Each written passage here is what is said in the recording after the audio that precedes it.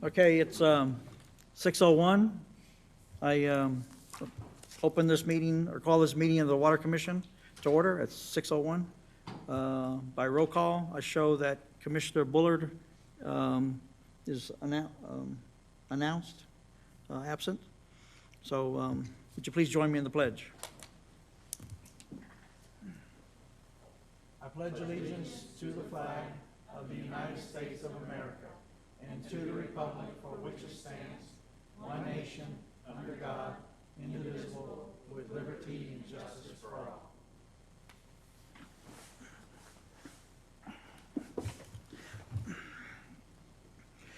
Moving on to citizens' comment period. We have no one signed up, so we'll move on to business item 5. And A is approval of the minutes from the September 22nd, 2020 Water Commission regular meeting. Does anyone have any corrections to the minutes? I see no's. Okay. Can I get a motion to approve then? Motion to approve the minutes as written. Okay. Do I have a second? Second. Okay. I have a motion and a second to approve the minutes as written. All in favor? Aye. Aye. Opposed? Passes. Item 5B, discussion reports and updates. The first one is, number 1 is Water Manager's Monthly Activity Report. Mr. Parsons, would you, I'll turn over to you, Mr. Parsons, so you can take over. Thank you so much. So as you can see, this month we went down on our Trinity use and started going back up on our Edwards. We ran our test the month before in August. Come to find out, August wasn't as, our July was a bigger use month than August, when typically and generally it's usually August. But we still got some good data, usable data, and then we went ahead and we're using Edwards again for the month of September. You will see next month in October, we went back to Trinity to just try to level that off, because we did go in drought stage 1. We came out of drought stage 1 in September, and now in October, we just entered back into drought stage 1. Now, that being said, we just had some rain, so it may not be long before we're back out of it. So I want to point that out. Also, you can tell that it's getting colder by the water loss report at a 9.3% water loss, and that happens when we use less water and it gets colder. The percentage goes up. I also want to point out that we did replace 4 meters in the month of September, and we did install 2 meters. And we had a bunch of requests for water leak adjustments. Some of them you'll be seeing today. Others will be coming down the pipeline as well. I want to also point out well number 9 has been repaired and is back in use. So I know that, I believe I mentioned that last month as well, but I wanted to make sure that you saw that it was on this report. Whispering Oak Projects is ongoing, and everything else seems to be going well. Or everything else is going well. And with that, I can take any questions you may have, Mr. Valdez. Okay, thank you, Mr. Parsons. Do you have any questions for Mr. Parsons? Starting on my right. Yeah, just one thing I'm curious about, and I know y'all told me last month not to get too excited about trending. I know like the water usage from August last year was down, I forget how many, 10 million gallons. In September, it seems to be down about 14 million gallons from the year prior, and just seeing 2 months in a row of consistentness like that. And I'm new, so I'm probably like, don't try to figure all this out because there's so many variables in play. But it does seem like we're dropping quite a bit from the previous year, and I haven't looked at the yearly total, but are you seeing that at all, or it's just kind of an anomaly? I apologize. Your question is are we still using the same amount of water as we historically have used? Yeah, the last 2 months, looking at the previous year, it's been down 10 million gallons of usage basically per month, and I think it's 14 million this month compared to September of last year. Yeah, we actually have a graph of that that we can look at real quick. Perfect. And so you can see from the last 3 years, the last 3 years is the blue, orange, and gray column, and then the yellow is as of today, and the blue line is the average of what those look like. So we are using less in September than we did last year. We had a hotter September. But as far as averages go, we are right there on the average of September. Thanks for clearing that up. Thank you. Yeah.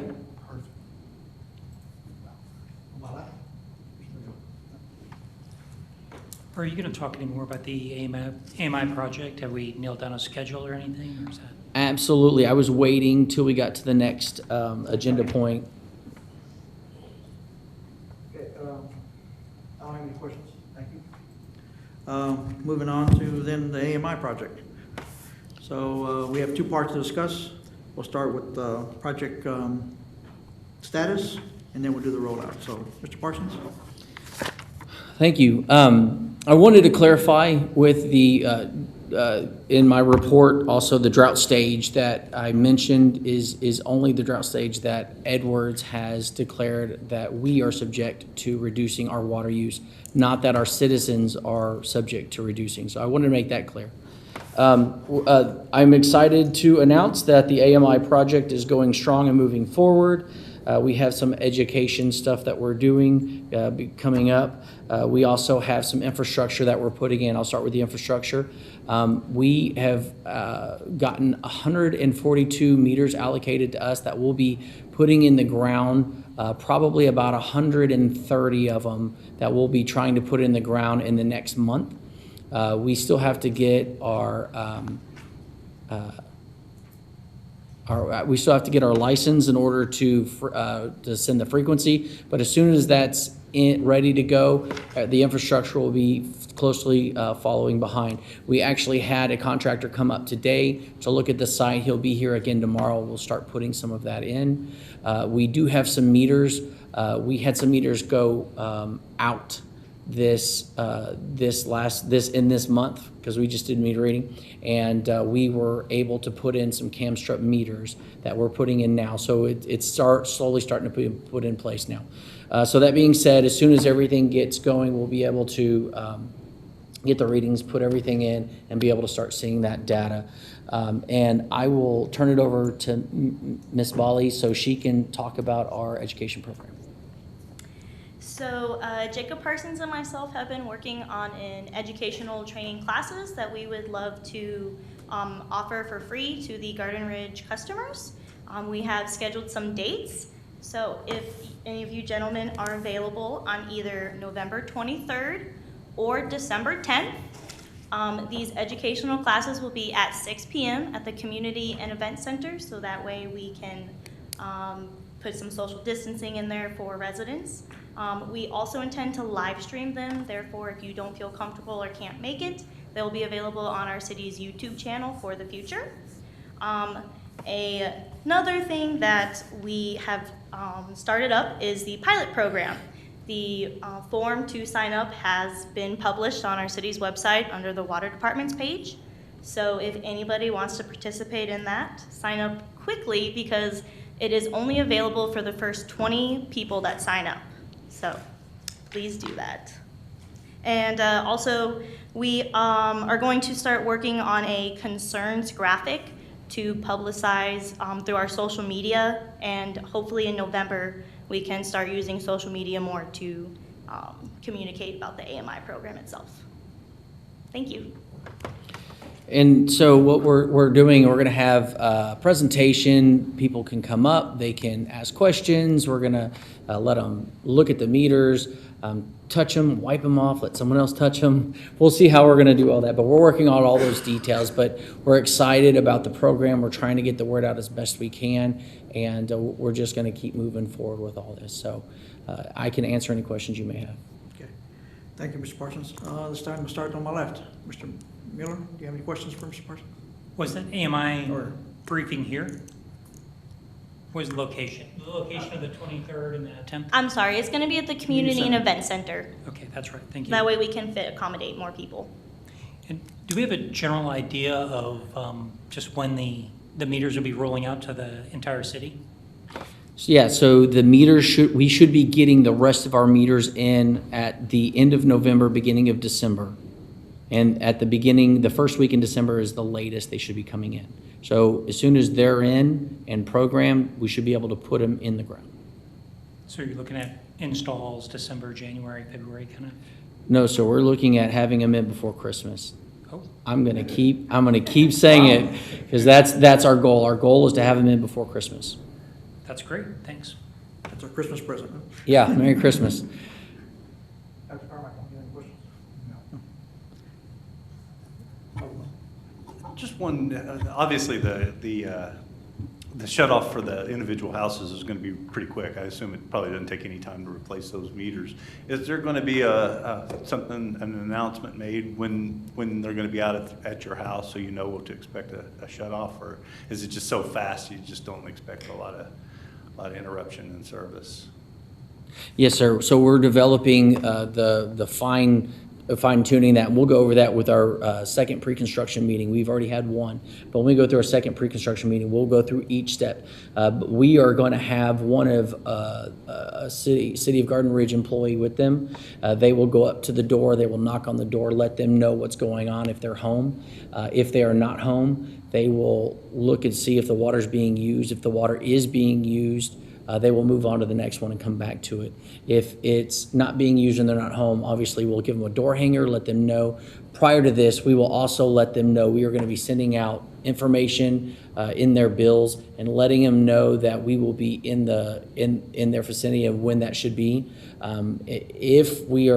I'm hoping that we're able to do it, to get it done in one billing cycle. So we'll be able to go from the front of our route to the end of our route pretty quickly. So we're just gonna let everyone know the plan, and we're gonna go from, and then how the sequence will run through that. So does that answer your question? Yes, sir. Okay. You said you already installed 2 of the new meters, because we had some bad ones that went out. How'd that go? I mean, is that, how are you gonna read those manually, or you gonna have, just continue reading them manually?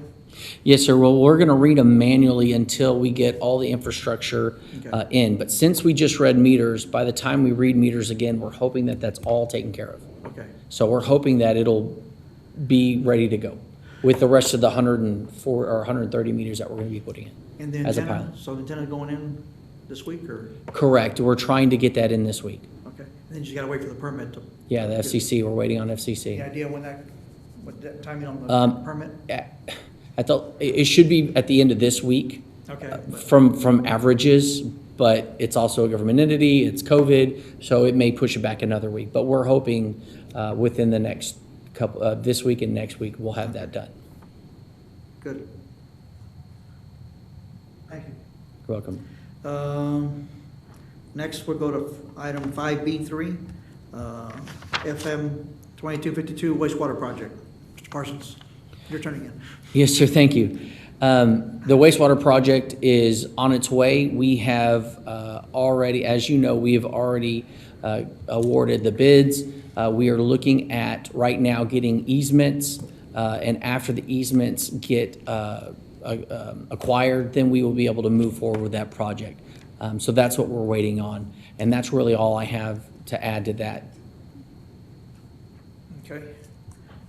Any question for Mr. Parsons? Starting on my right. Mr. Wright? No, sir. On my left.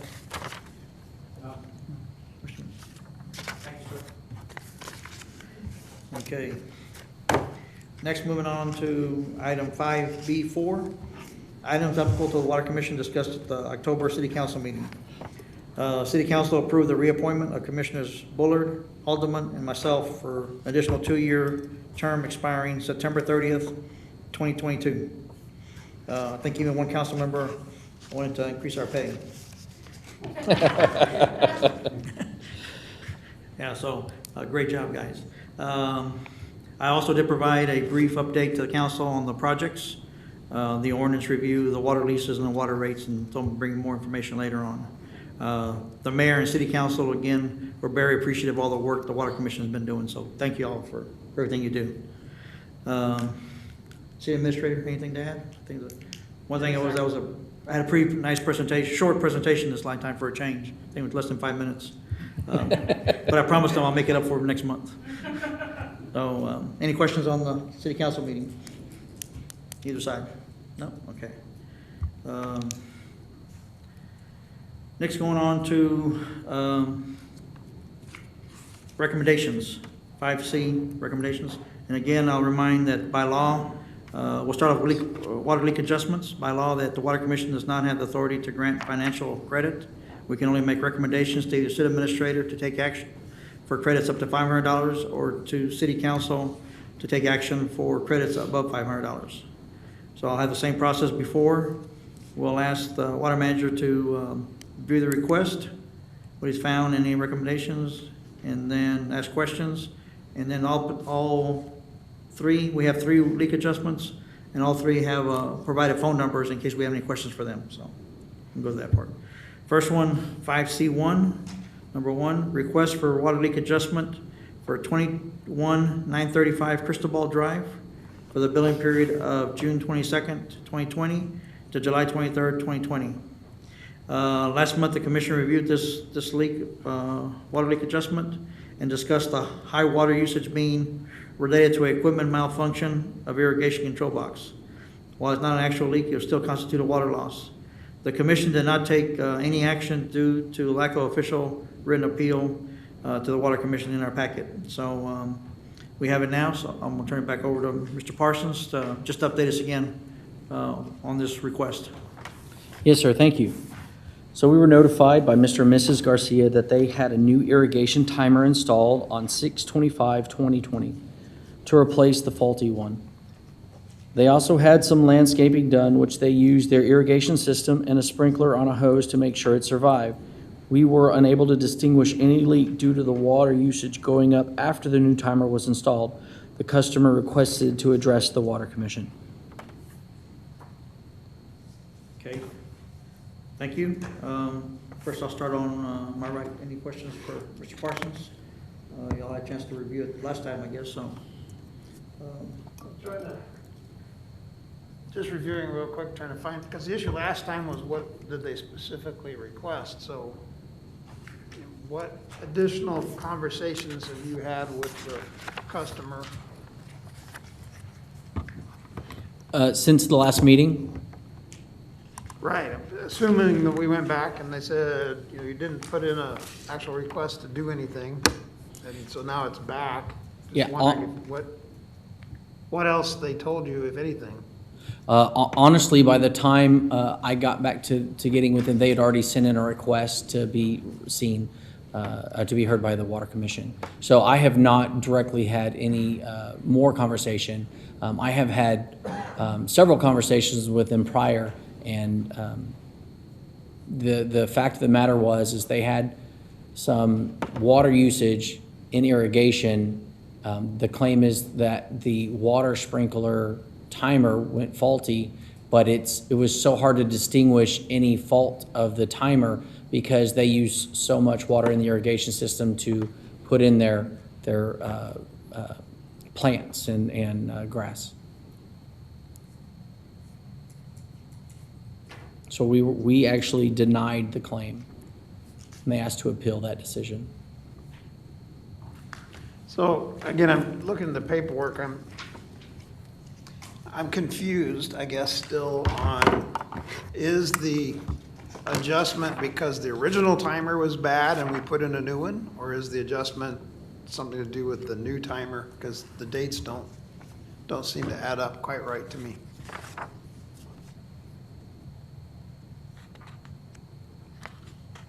Yeah, I mean, if you're asking me, I couldn't tell you because the data that I've seen, it was inconclusive that there was a leak.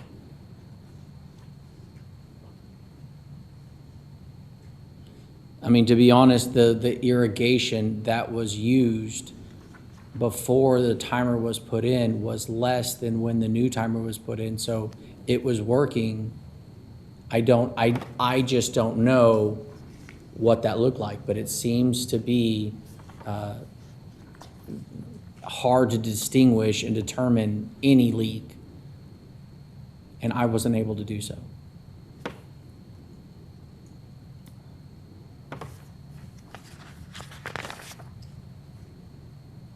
That's all at the moment. Commissioner Hall? I just confirm that's what I got out of it. Things didn't change after, I think, the 25th when they put the meter in. The usage, I didn't realize it had gone up, but I know that I didn't see any big changes down with it. So I see it the same way. Okay. Dr. Carmichael? Yeah, I did all that. It comes on and goes off, and then it comes on about the same time and goes off, and before and after the timer was exchanged out. And then there's some weird times it comes on. So I couldn't make heads or tails of it either. I didn't see a difference between when the timer was installed and after the timer was installed. So, and I didn't total up the totals, but came to the same conclusion you did and Joe did, and that's about it. Commissioner Mueller, any questions? Yeah, I'm the same way. I see first I'll see a lot of zeros, so that tells me there's not a leak. When I see the irrigation on, they cycle back off and on. So to me, it almost looks like more of a setup. You know, it was set up to do that. So not necessarily a controller failure. So anyway,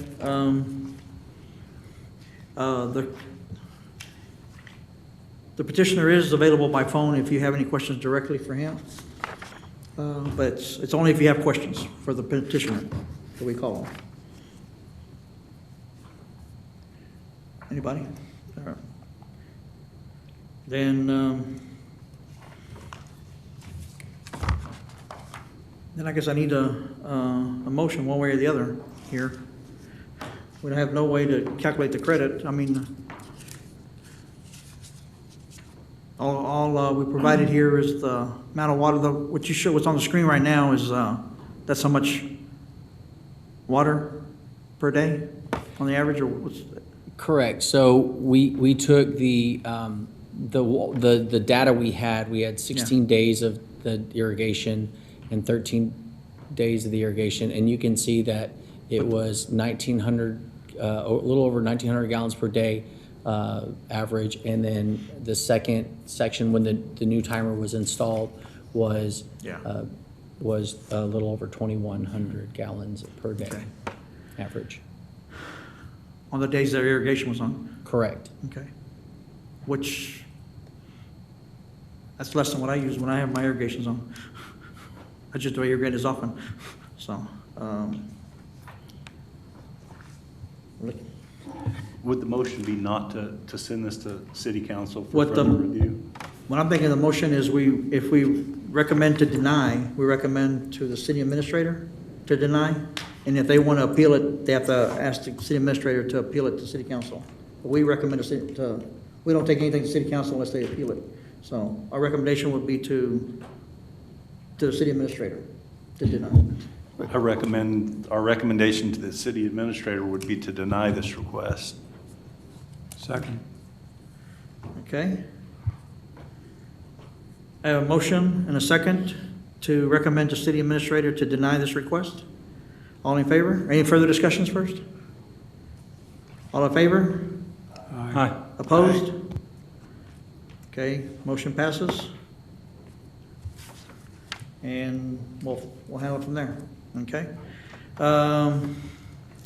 Next one, item 5C2, request for water leak adjustment at 19810 Brandywine Cove for the billing period of July 22nd, 2020 to August 24th, 2020.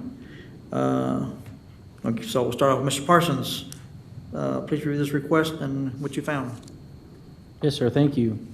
At 19810 Brandywine Cove, we found a 206,000 gallon loss from several leaks over 2 billing periods. The first leak was in the irrigation system, but we found some irregular water usage which could be contributed to the second leak in the automatic pull fill.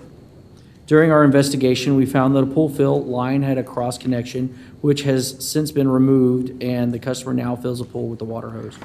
All the required documentation has been turned in, but the leak adjustment amounts exceeds our ability to grant. So we're bringing it to you. Okay. So, thank you, Mr. Parsons. I'll first go to my left for questions. I'll start at the end. Mr. Mueller, No questions. Dr. Carmichael. Trying to refresh myself. Is this the one where, I can't remember now. We had the cross connection. And I guess if the health department or TCQ comes out and finds the cross connection, they're not going to be too sympathetic as to whether or not the homeowner knew they had a cross connection towards the homeowner or towards the city for allowing a cross connection. So that's kind of bothersome. And then there was another one where, yeah, I'll have to come back. I'll look at this again. So this isn't the same, the other cross connection we had was not the same location. That was a different location. The previous one, I guess, was that true? So this is another Correct. cross connection? This is another instance. Now, I have to say that this is a newer homeowner, and we have had previous issues with the water leaking and or whatever, and so when they just shut off their automatic pool valve, but when they moved and sold the property, that they, I guess, according to the customer, they were not notified that it was leaking, and so that's why some of this has happened like this. Okay, so this is the one, because now I'm a little confused. This is the one where the prior homeowner failed to notify? This is another one, yes. This is a new item. So how much of this should go back on the previous homeowner for failure to disclose, and how much should we refer this back to them to go back to the previous homeowner and see if they get any relief before they come forward to us again? Actually, I don't know what that, I think once they sold, it's it, right? I don't think they're required. I don't think if they fail to disclose that Yeah. they are off the hook. City Administrator. City Administrator, could you? Yeah. No, I think it is.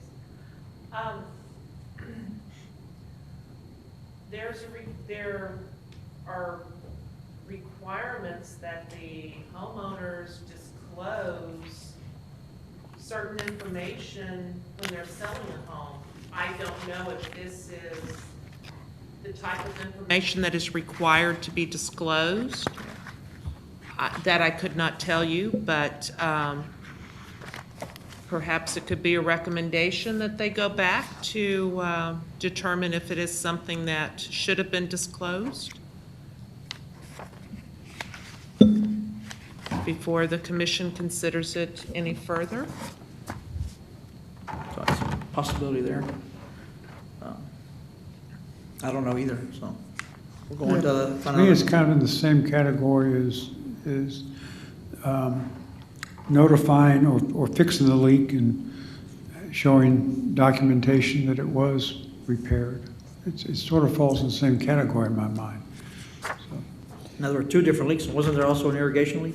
Correct. There was 2 leaks, and our requirements are that they prove that they had a leak, they repaired a leak, and that we can show how much water that was, and that's what we have so far.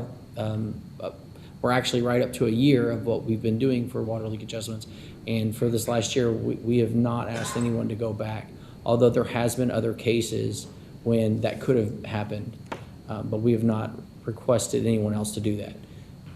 But it's up to the commission. Okay. Go to my right here.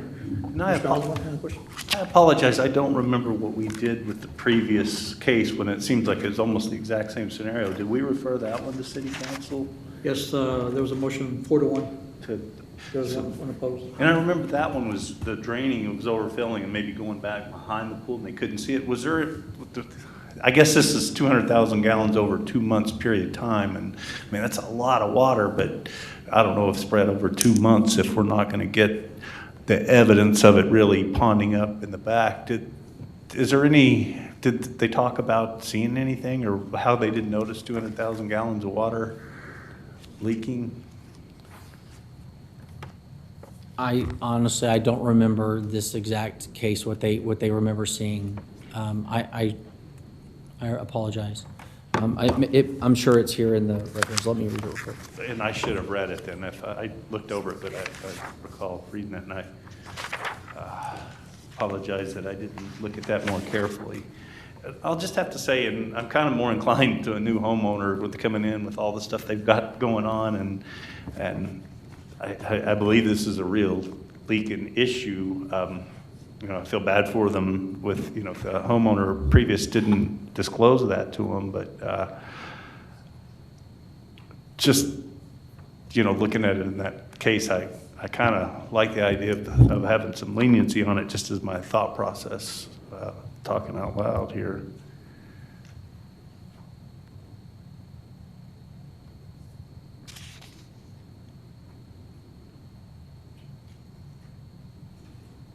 Commissioner Harshberger, do you have any comment, questions? I was just trying to go back through, maybe Mr. Parsons remembers, I'm not sure, but with the 2 leaks, were we able to distinguish the 2 leaks as far as, I mean, I don't see it, but maybe you did. Can we tell how much water was the irrigation leak? I couldn't tell you how much was which, but when you go through the data, you can see some leaking and then it got bigger and then smaller, which, yeah, we can go through this. Yeah. I guess trying to match yeah. the date, because he says the irrigation was 6 August. Was that, I mean, check. There's so much. So you can tell where it continued to get bigger and then it kind of came down. And that's what they were saying is when that, they turned on that auto fill for their pool and didn't know that it was leaking as well. And so they were able to get it back down. And then they had a residual leak. It looked like an even smaller leak. And that could have been like a toilet or something. And I don't remember or recall exactly what that was. But we do know that when we went back out there and checked it, that they had no more leak when the operator went out there to look at the meter.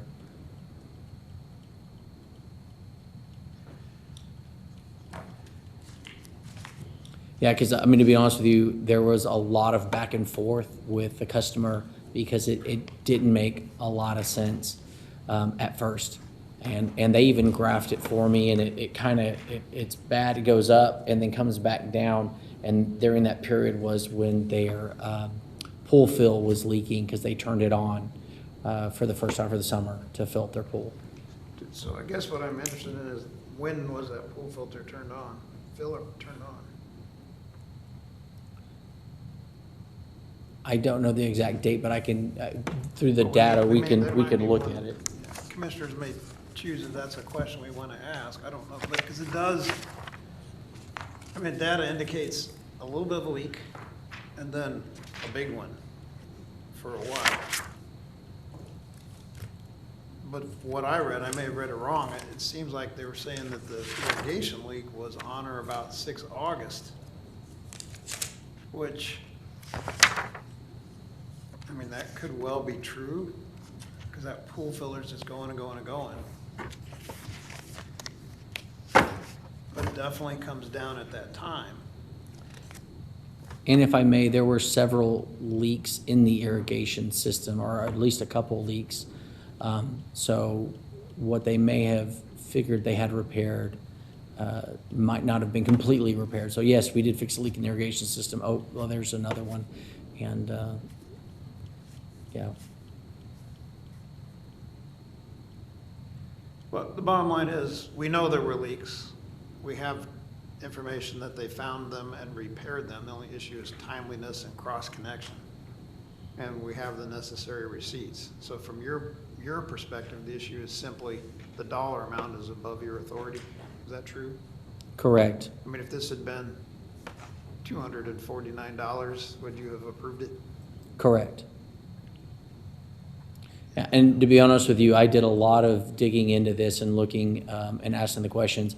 This was at a previous Water Commission meeting. It was almost ready to go to that packet, but we were still asking questions. So it's been a bit since we've had this ready. So if we need to, we could, or if you so choose, we could ask questions to the homeowner as well.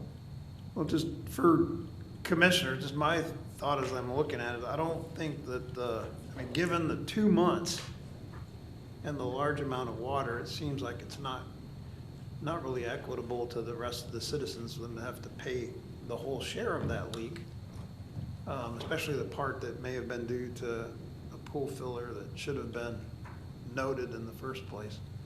But a portion of it seems to be legitimate and documented. It's just really a matter of how much is attributed to maybe inexperience on the part of the homeowner or not knowing what to look for, and how much of it is a leak. So it may be worthwhile to find out, you know, what date was actually done on the irrigation and see if we can determine an equitable amount or percentage of that, as opposed to just denying it altogether. But I'm sure that, I guess I'm not sure, but I believe the council might have a little bit of heartburn with that dollar amount and the length of time. So that's what makes it tough. But the reason it's here is because of the dollar amount, not because of the fact that there's no documentation of a leak and it wasn't fixed. Cross connection's a problem, but that's not the source of the leak.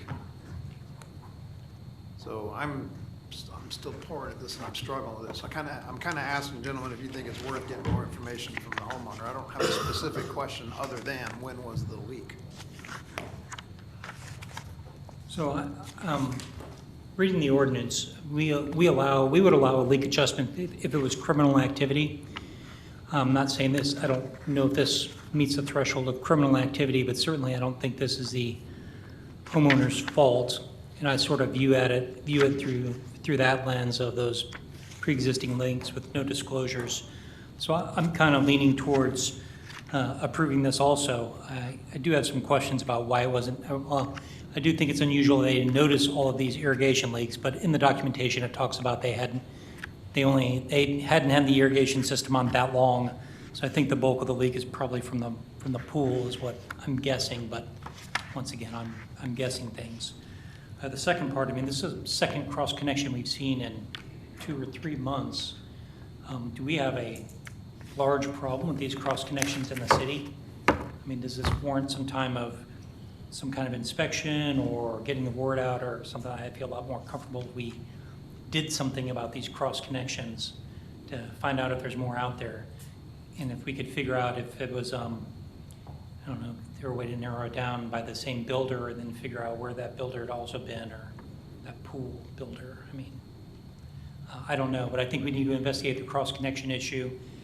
At a minimum, get the word out for people to look for these things, and we can produce some pictures probably that we already have to get the word out.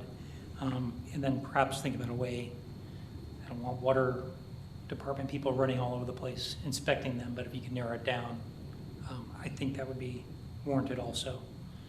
So to sum it up, let's do something about the cross connections and see if there's any more in the city. And then second of all, I would be leaning towards thinking of it as a criminal act and approving it, not holding these homeowners responsible for that part, if we can answer the question of, was it detectable sooner? Did I just make it more complicated? Follow-up question, Dr. Carmichael? Below it, right there. There you go. No, that actually helps as far as the criminal activity, but I think in the case of criminal activity, if you could identify the criminal, the perpetrator, then you could get some relief. And I think in the, when you sell a home, you have to disclose, and if you put on paper that there is no leak in the pool, but you knew of a leak, and if the water department had known of a leak prior to that, then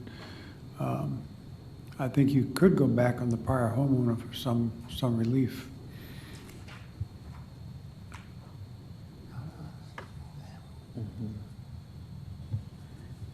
The thing is, you know, looking at the past history, it just went up this past 2 months, you know, so the pool was not, you know, you said it was a problem before. But I'm kind of wondering if it was or is a new one or what, but it's not consistent with the billing. But I'm like everybody else, you know, questioning how to calculate the difference between the pool fill and the irrigation. The irrigation seemed to only be a problem when the irrigation was on, not necessarily leaking all the time. Because that's the only time, only when that valve was open, I believe. In this case, wasn't it? So, I guess at this point, I have to ask if, it's not like y'all have questions for the petitioner directly?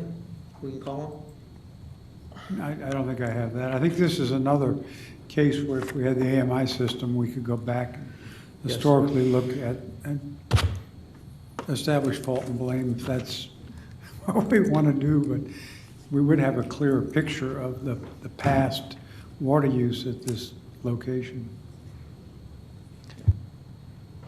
And my thought on it too is if we're asking them to go back, I assume that would be getting lawyers involved to go back to the previous homeowner. It sounds like that'd be a lot more expense than paying, and I may be wrong, Dr. Carmichael, correct me if I'm wrong on that, but.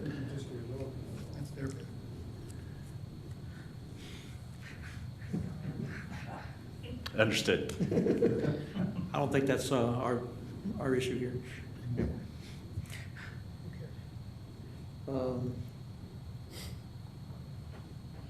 Commissioner Harshberger, did you have questions to ask the petitioner earlier? You still want to do that, or? Well, I think given the dollar amount, we might as well ask. You know, I That's don't know pretty that I high. have, I'm trying to articulate a question. I'm not sure I have a good question to ask, but this is it's a huge one. And I'm not sure we completely understand it. Yeah. This is, I'm sure I got the right name. Have we had some fairly large awards in the past? Yes. So- But they were all pretty straightforward, I think. Well, this one I think is fairly straightforward. It's a matter of, in my mind, a couple of issues. One's the cross connection, which I really think should have been caught at the time of sale by a decent home inspector. But as far as trying to establish fault and blame, I'm coming around to, I don't think that the present homeowner who bought into this is culpable, so. Mr. Parsons, do you have a comment to add? Yes, sir. There's a couple things I'd like to say. One is, from the customer, this is what they told me. That doesn't necessarily mean that's what happened. They might have been disclosed, they might not have known or forgot or whatever. So I don't want to take just their word on it, but that is what they have told me, and I wanted you to know that. Secondly, there is something we can do. I can go back and take down the numbers and really adjust and pull that data out and color code what looks like to be a consistent leak and what meshes together, so we can kind of have a better picture, and I can bring that back to you next month if you'd like. And also, I could ask the petitioners if they would like to write a statement. Before you do that, just since the history starts August 31st, was that the first billing cycle that the customer was in the home? No. Customer moved in January, right? So why, oh, I see, I'm just reading it backwards. I'm bad. According to the consumption data. So did they contact you after their July bill? They contacted us.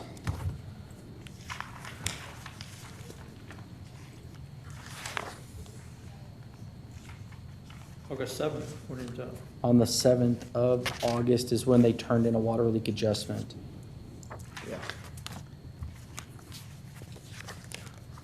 First page. So but the leak continued at that point, right? Or am I misreading that? It's so hard to go back and forth on this thing.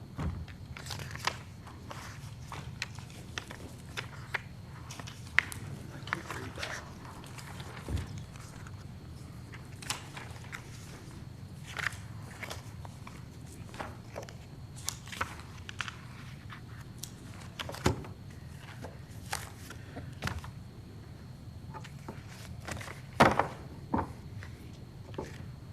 Well, I mean, the leak got smaller, so I think figure out the full, because they went, I mean, you see a lot of single-digit numbers after the 6th and 7th of August.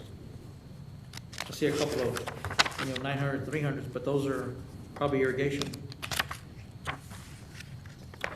Correct. We in August, after we got the water leak request, we let them know that they also continued to have a water leak, a smaller leak that needed to be addressed as well, which they did. We just don't have the data. We did not take another laptop reading, to my recollection, after, because once we get a water leak adjustment request, once we get the data for it, and they still have a leak, we notify them, and then after they tell us they've repaired it, we go back out and just verify that the meter's not turning and that there's not a leak. And the operators will go take a water laptop reading, and if there's no more leak, they just they don't log it. They just let us know and record that there's no more leak. Do you recall what day that was? Because on the email, it said like the 23rd of August, but I think you were out there before then. The reason I'm asking is, so July, we can't really hold them accountable for. They got their big bill, they looked at it, they took action, right? And they started the leak adjustment process. But it's continuing on through the 6th of August at the same or greater amounts of leak. So I'm trying to nail down when you guys actually saw it and said, no, you still have a leak. Okay. So let me.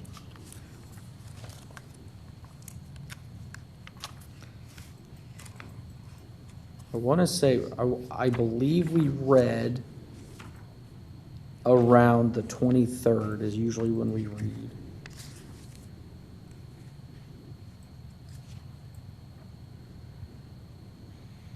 '19.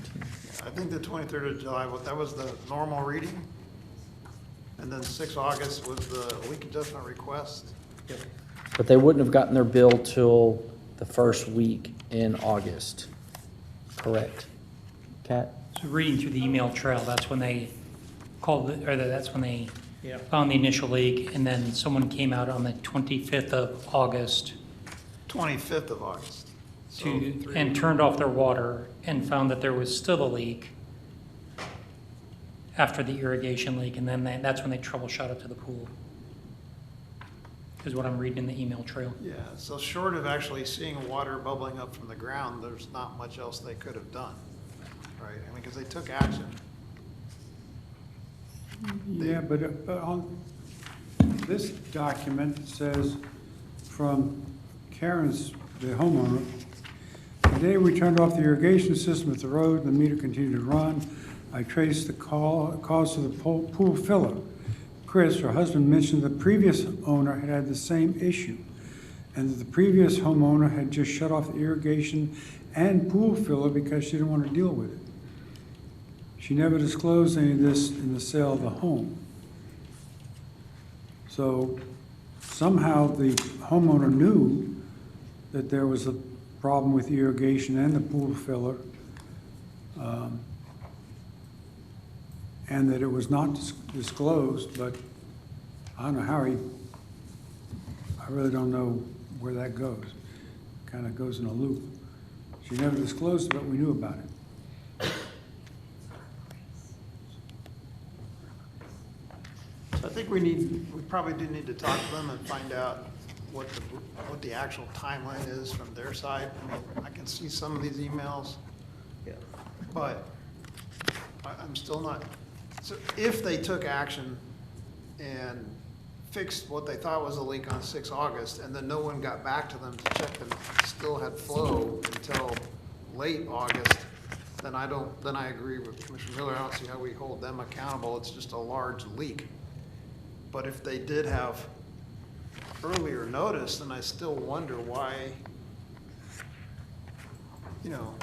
why someone didn't look at the meter in the first place. I mean, if I had someone come out to my house and fix a huge leak after 100,000 gallons went through it, I'd be wanting to know it wasn't still running. If I knew I had leaks, somehow they had knowledge, I wouldn't have turned on my pool or my irrigation system until I had someone out to remediate those leaks.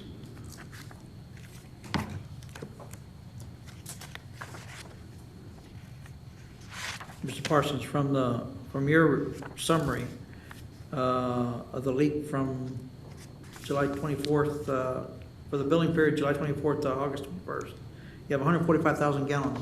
Is that from just through up to the 6, the majority of that? That's the only thing, the rest of it's all small numbers. So, yeah, so 7/24 through Yeah. 8/21, so that would be the billing period. So the billing period went through the 23rd, and then the 24th started the new billing period. So so when they got their bill was in August. So that was the high one. I mean, that's the one where, so it actually occurred after the billing, the previous month. I think my main concern on all this is we've approved leaks like this in the past, and I would hate to start holding people to a higher standard than we have in the past. We've approved pool filler problems before. We've approved irrigation leak problems before. I get that this one's kind of complicated, but I do want to be consistent. I don't think they did. Go ahead. Mr. Carmen. Well, what bothers me is, and I think we would be consistent, is this memo in which the wife says, yeah, we knew about the leaks from the previous homeowner, and we went ahead and turned on the irrigation and the pool filler anyhow, without having someone come out and check both systems. And that's the implication. So it's kind of like, we knew we had a leak, we crossed our fingers and turned it on and hoped it wouldn't happen again. Where we did it. Let me look for that. What date is that? Okay.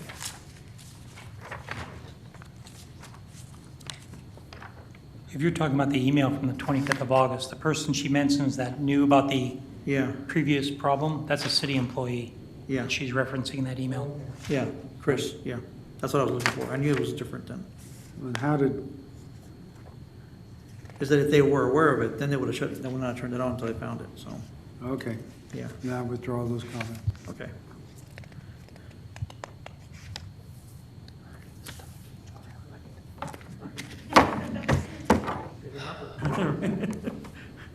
So I know we hadn't had any, we didn't have any, must have turned it off before we started the leak adjustments, because our records will show we didn't address any for that address, prior to this one. So it must have been prior to the leak adjustment process. I believe that's correct. Okay. So I go back to, Mr. Muir actually had a thought process already going, so, as far as what we should do, be consistent. How's everybody else feel on that? Well, the ones we approved previously, we asked pointedly Yeah. if it was possible to detect. And so the fact that, I'm torn between the length of time and the fact that that amount of water is going somewhere. And the fact that when they actually were contacted by the city the second time around, I think at that point, most of the water had already leaked out and there wasn't much else they could do. So the amount and the time frame do bother me. But I think I'm convinced after we've been discussing that the timing just didn't allow them to really, I mean, they shouldn't have turned on if they knew about it. Yeah. I think perhaps they should have paid a little more attention, but given the fact that they took prompt action when they did get the first bill, and then it was 3 weeks until they were informed that it was still running, I agree that consistency indicates we probably should go with it, and then the council will just have to decide.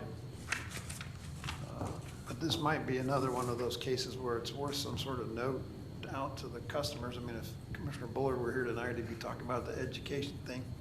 You know, if you're gonna turn on your pool stuff and it's been off for a while, you might want to pay close attention for a couple of days and see if it's doing what it's supposed to. And I looked at those pictures, and you mentioned cross connections. They look distressingly like mine. And I know my pool company put it in without a connection because I found it and had them come back and fix it. And where they put it, it runs under a outdoor appliance. If an inspector didn't know to open it up and look in there, they never would have found it. So I just happened to, based on experience here, know I better pay attention. So, I mean, that's something that probably is worthwhile. You know, if you have a pool and auto filler, you need to know that you're supposed to have a backflow preventer and find it. If you can't find something between the line coming out of your house and your pool, then you don't have one and it needs to get fixed. So, because I know I choke every year when I have to have my second backflow preventer inspected and pay that bill twice. But Put them in the same sequence. yeah, it needs to, you know, and I also know if I didn't tell the inspector to go find it, they wouldn't look. So there's probably a lot of people out there that don't know that they have cross connections. I can see it happening really easy. And these companies work in different jurisdictions and, you know, they're not necessarily looking for that. Anyway, Does the water department see any of the pool permits requests? I have talked with our inspector, and I've informed him if there's any pools that are going in, to let us know, and to also make sure that it has a testable backflow device. We have the ability to go through the city and do CSI, customer service inspections, and find these. It is something that we have on our list of things to do. Okay. It's a long list, and we have the staff we have. So it is on the to-do list. It's something that we are concerned about and want to get involved with. It's just we haven't been able to get to it yet. Yeah. Well, you know, when I see the numbers, I see, you know, as everything started picking up towards the end of July, right before the billing cycle, you know, and then by the time I got the bill, you know, yes, after they did the initial request on the 7th of August, everything slowed down, but it's still a leak. It's just a minor leak at that point.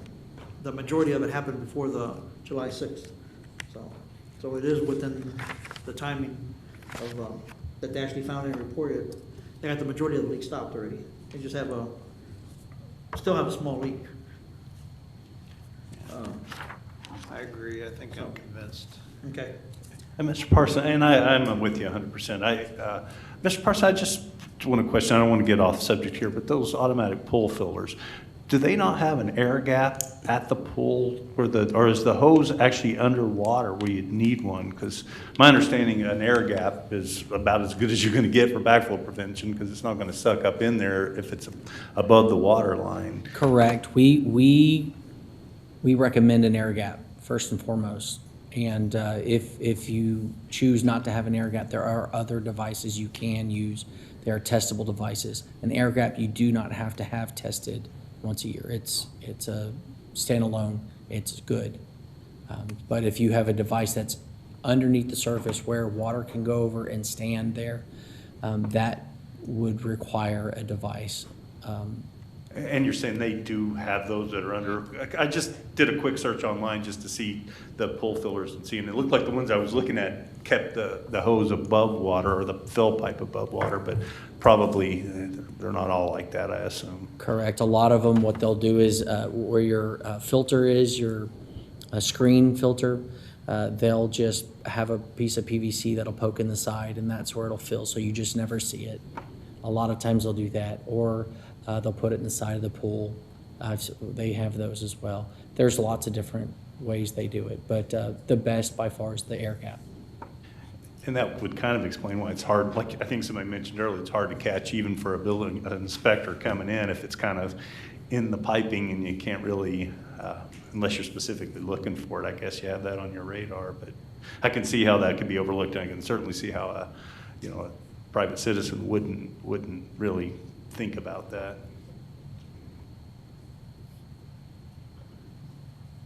Okay, so I'll go back to, where are we?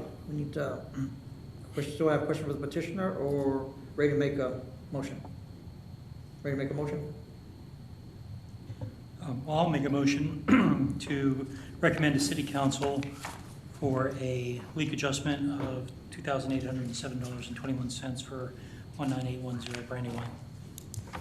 Okay. Do I have a second? I'll second the motion. Okay. I have a first and second to recommend the city council to credit the customer $2,807.21. Any further discussion? All in favor? Aye. Opposed? Motion passes. Thank you. Okay. Let's see how the next one goes. Item 5C3, request for water leak adjustment at 21840 Parkview Drive for the billing period of June 22nd to July 23rd. Mr. Parsons. Thank you.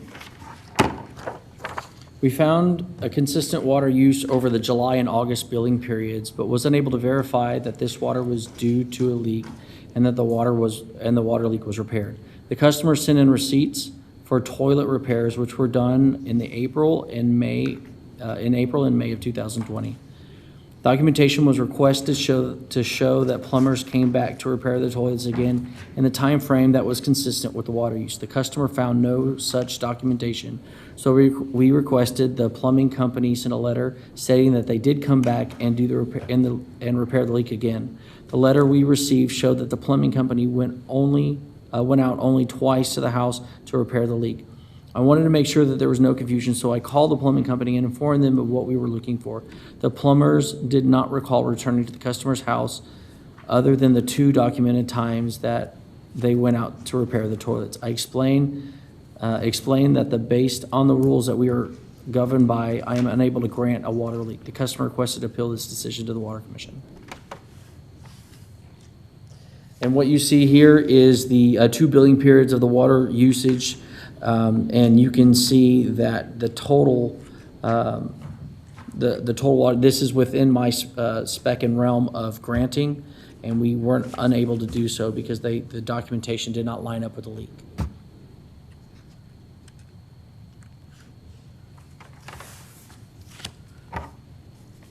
Thank you, Mr. Parsons. I forgot where I started last time. So I'll start on my left. Commissioner Mueller, any questions? Dr. Carmichael? Questions? Need more time? Sorry. Oh, no question. Commissioner Hardeman?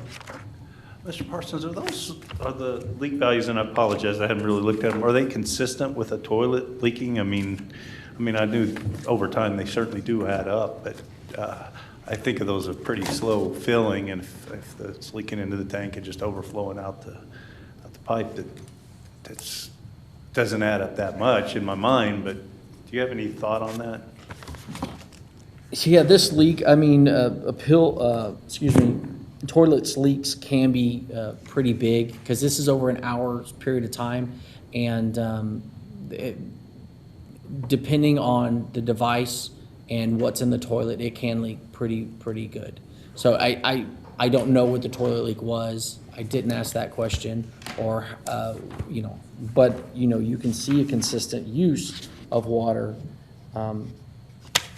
The problem, and it, I mean, it could be, this looks more like a water softener, to be honest with you. Not saying it is, but if, when you see water like this, typically is more of like a water softener use, that it's stuck on and continues to try to regenerate.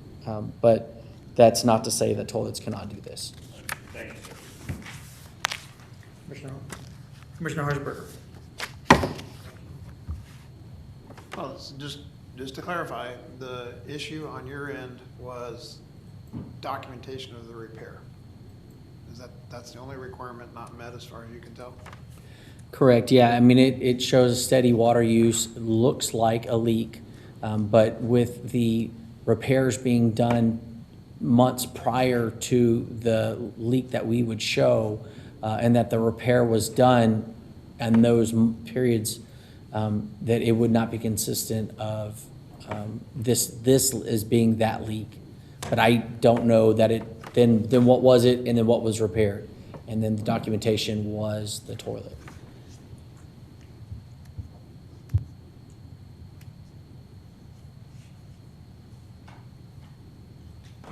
So the customer may still have a leak, but it's not the toilets.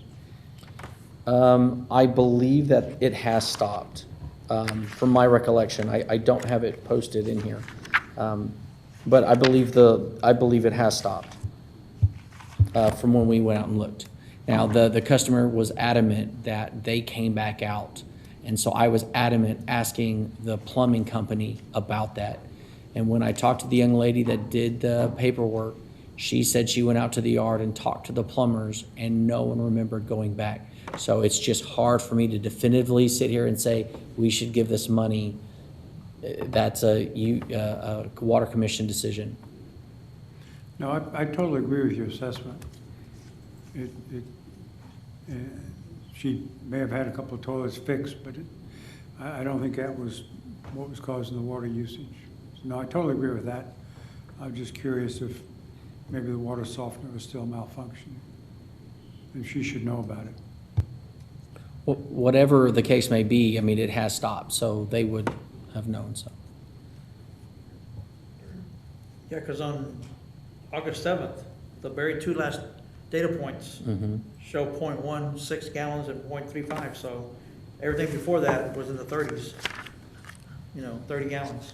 So something happened on August 7th, just stopped it.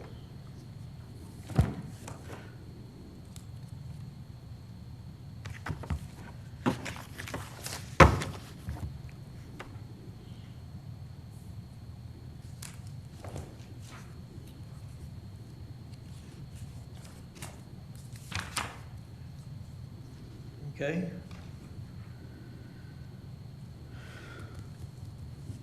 So Commissioner Harrisburg asked a question I had about confirming the documentation. That was it. So back to any further discussion on this? Do we need to contact the petitioner, or are people ready, or somebody ready to make a motion? Well, I have to say, I am kind of interested now with why it did stop on that what you just pointed out, that Yeah, I'm interested on that too.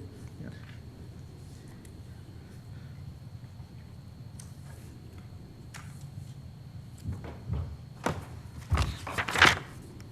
There seems to be a cycle, because 7-9 appears to stop, and it 7-9 starts also? again. So it comes and goes. Oh, okay. 7-7 stops and then goes way down. Well, yeah, but on those, August 7th, it goes down to below 1 gallon. Yeah. It really stops. But then it starts up again. I Well, don't know. Yeah. I'm the loss.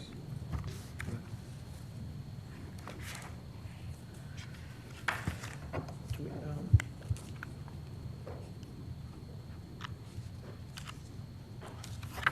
Do we have the billing data since? Is it still stopped? it's not in the packet, but, I mean, it's the end of October, so we should have a couple more data points. Can y'all look up,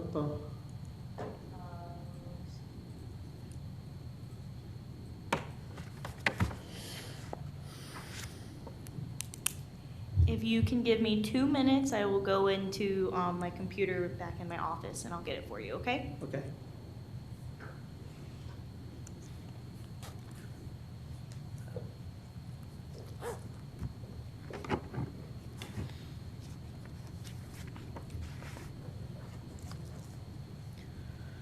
In the meantime, Mr. Chairman, do you think, I mean, do we need to hear the customer say it out loud to the commission that we fixed it in August? Probably good. What do y'all? I mean, I don't know, it's not under oath, but, you know, you're in a public open meeting forum, you want to make that statement, that might, I guess gets Mr. Parsons off the hook.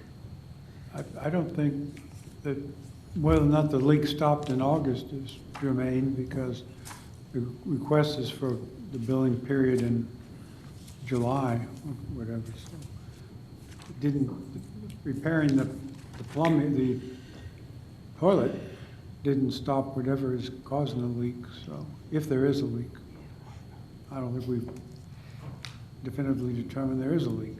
But whatever the water usage was, I don't think there's documentation or support that it was a leak and that we should consider it. Those repairs are done early, what, April and May? Yeah. Yes, and then the customer is claiming that they came out again in July, which is what Mr. Parsons has no documentation Yeah. for. But even if they did come out in July, to Commissioner Carmichael's point, it was still leaking We're through still leaking August. now. Yeah, So- the leak didn't stop till August the 7th. Well, the Or at least it- watering or whatever's going on, we haven't determined it's a leak necessarily.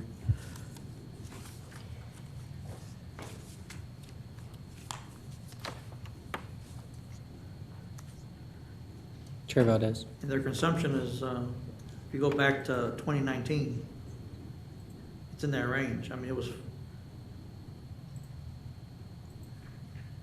right? Actually picked up in August and September last year. You got it? Okay, thank you. Okay, so we have the information here through the last billing cycle. So it's like the October 1st bill. So October, let's see. So it dropped down in July 23rd through August 24th to 30,000, and then dropped to 8,000 after that.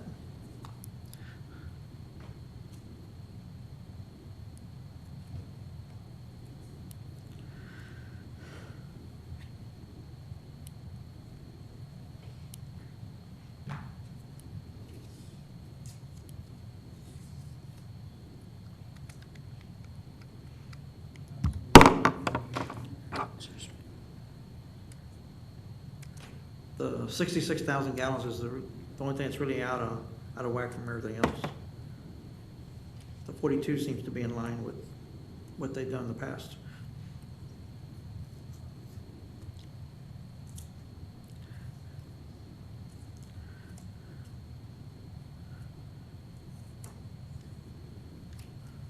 I will just offer, and I don't know if it'll do the homeowner any good, but there have been times in the past when we looked at this and said, there's information missing, and we've tabled it and asked them to come back more. So, I mean, that's still an option, is there's potential for an additional leak that wasn't documented.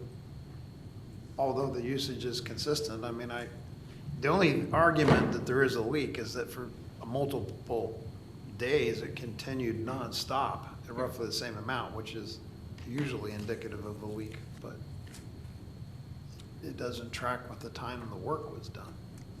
In the documentation, I may not be reflecting on that leak. It was on other information. Well, I say we call the petitioner and and ask about what happened on the 7th of August. What I'm thinking that we ought to do. Agree with me? You okay with that? Okay.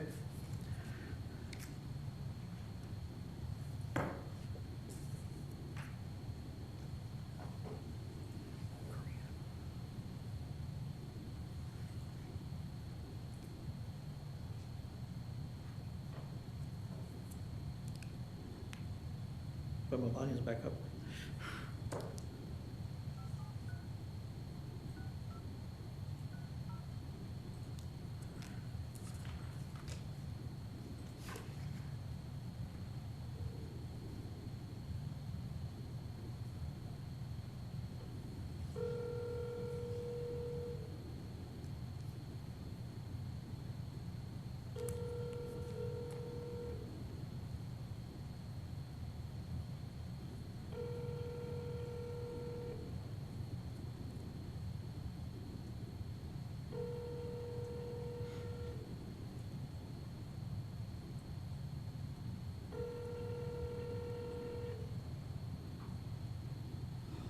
I'm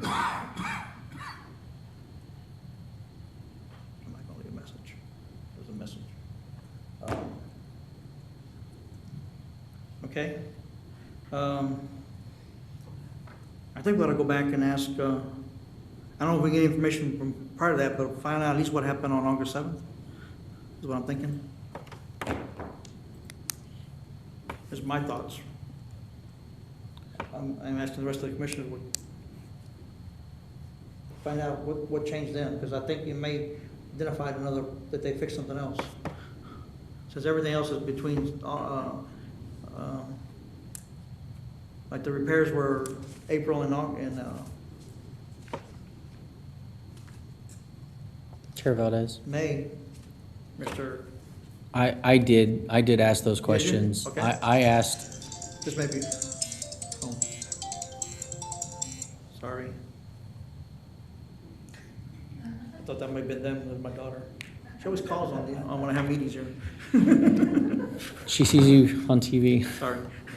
I did ask the question. I asked, was there something else? And they were adamant that it was the toilets and that they had to come back out. And that was the only thing. On the I said, subject. give me something, tell Okay. me, show me. And that was it. And so I just, Okay. yes. So then we have So I've the- come to that conclusion. Okay, I didn't realize it was for that date. I didn't realize it was for that time period. So, okay, so we have that information then.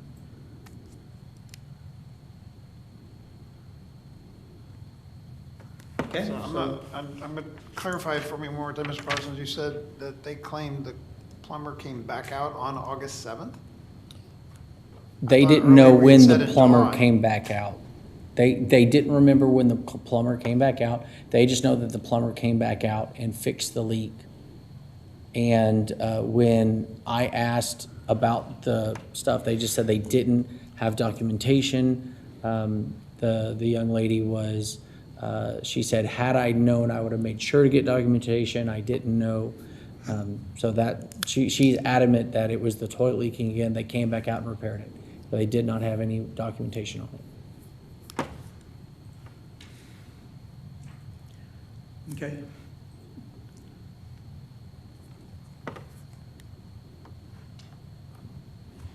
So based on that additional information or clarification, I take it, because I didn't realize it was that, for that date. There's again. Nice phone. My laptop. Better warranty on your car. Yeah. Okay, sorry about that again. With that additional information, what do y'all want to do then? I would move, we deny the request for, Okay. I lost the address now. Recommended.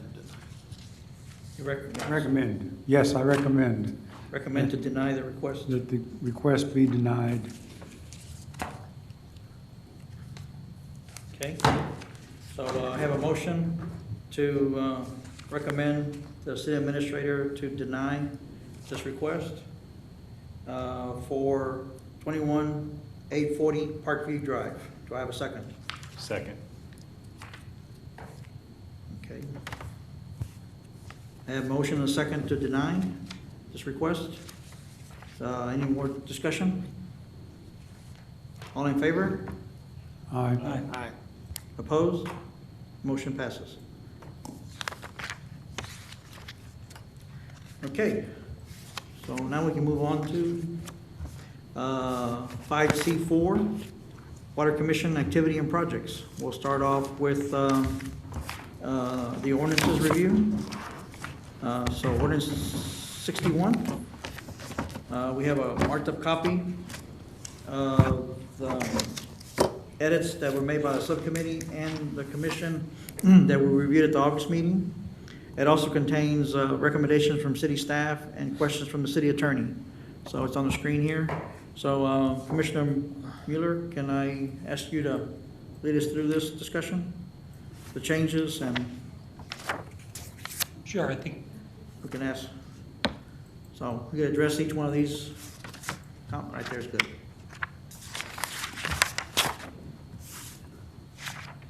I mean, we can roll through these, each one of these, but these are pretty simple. The first one, it's recommended deletion. And there's nothing concerning that paragraph, so let's go to the next. Okay. New verbiage from the lawyer there in the last whereas paragraph should be, and for section 1 findings. Okay. Keep scrolling. Stop. There's a handheld hold. That's a change in the definition that we previously discussed at a commission meeting. Are there any questions about that? Nope.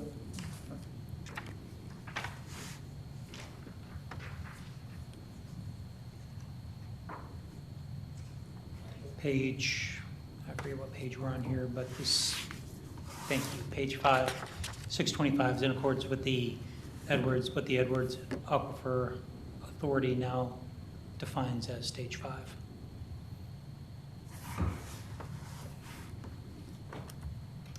So there's, we had a discussion here about the and or the or, and the recommendation from the city staff was to change that to or. So EAA or the discretion of the mayor, which I think that's what we had come to also in our commission meeting.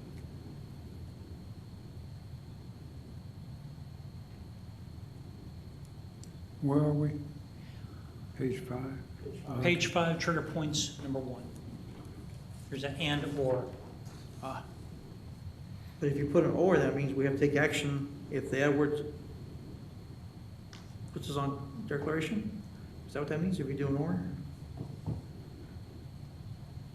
I thought we only take action when with the mayor's decision. Is that correct, Mr. Mayor? Okay. So what should be the word actually be there? Or and? Or, right? So just like I said, okay. I missed that, sorry. Or, got it.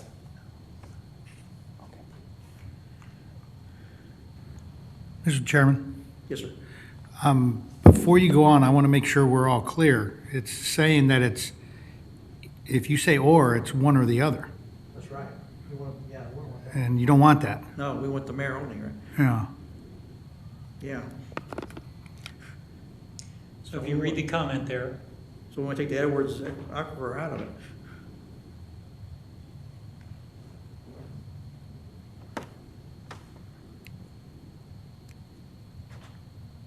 do you see the comment on the screen? It talks about that. No worries. Mr. Chair, Yes, sir. if I may, that's an attorney writing that. Thank you, attorney, but you're not, I don't agree with you. Okay. Putting that and saying at the discretion of the mayor just erased her concern that it forces the mayor to do it. It says at the discretion of the mayor. I'm not telling y'all what to do or what to vote on, but that's, I'm the one sitting in that seat, so I can tell you that's the way I read it. That it doesn't, it says at the discretion of the mayor. So her comment that it's tying the mayor's hands if you say, It is. if you say it, I don't agree with it. Okay. Okay.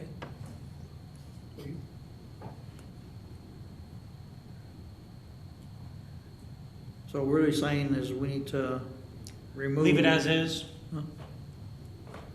We had not had that changed. That came up in discussion somewhere, but, so leave it as is and do not change it to, if you leave it and/or and leave the flexibility. I think that's where we're coming out off of this, for our reading of it. Yes, sir. I mean, if you look at it, if you think about it, it's a trigger for then the mayor to exercise the discretion on whether or not the city will go into a stage. If we leave or in there, then the Edwards could set the Yeah, the trigger. Edward says it, then we go into it, and Yeah, that's we not go what we into don't it want with that. just the Edwards, if you leave the or in there. Or if you leave the Edwards in there.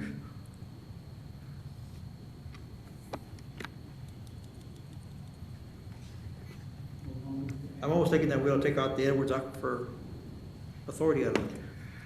And it's difficult because I'm sitting in the seat, but, I mean, by putting the declaration of stages, it's saying it's a trigger for the mayor to use discretion to make the decision. But I can paint a scenario that there's no wood around here to knock on, but if Mr. Parsons walked into my office tomorrow and said, we just had a catastrophic issue with our water system, we got a real problem, I could then exercise the authority to immediately put the city into an extreme stage to tell everybody, stop watering, stop doing all the unnecessary use of water, because we got a real serious issue, and until we solve it, we don't want you doing that.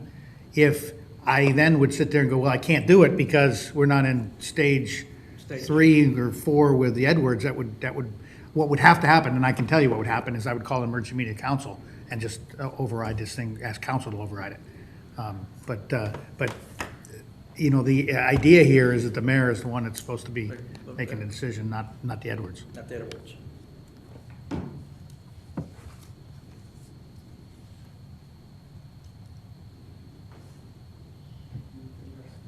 So just reading it, is trigger point, is item 1 even relevant?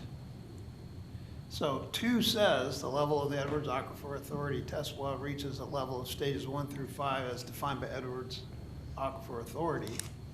So that covers them saying we should do it. And then it talks about the Trinity and our well capacity. So the paragraph above says Garden Ridge will determine when conditions warranted. So these are just things, the triggers are just, okay, consider this. So I guess I'm wondering if that paragraph 1 is even needed. I see what you mean. If you look at the declaration of the stages in section 4, paragraph A, it does talk about the mayor's Garden Ridge is authorized to order implementation of these when the appropriate trigger points as established are met. And then we define the trigger points below. So certainly you could leave number 1 as at the discretion of the mayor based upon all of those items.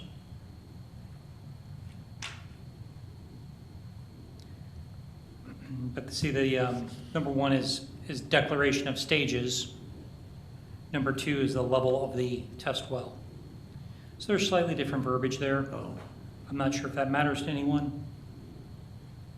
I don't know if Edwards ever declares a stage without having the well at the appropriate level, but it's sort of trying to cover every scenario there. These trigger points are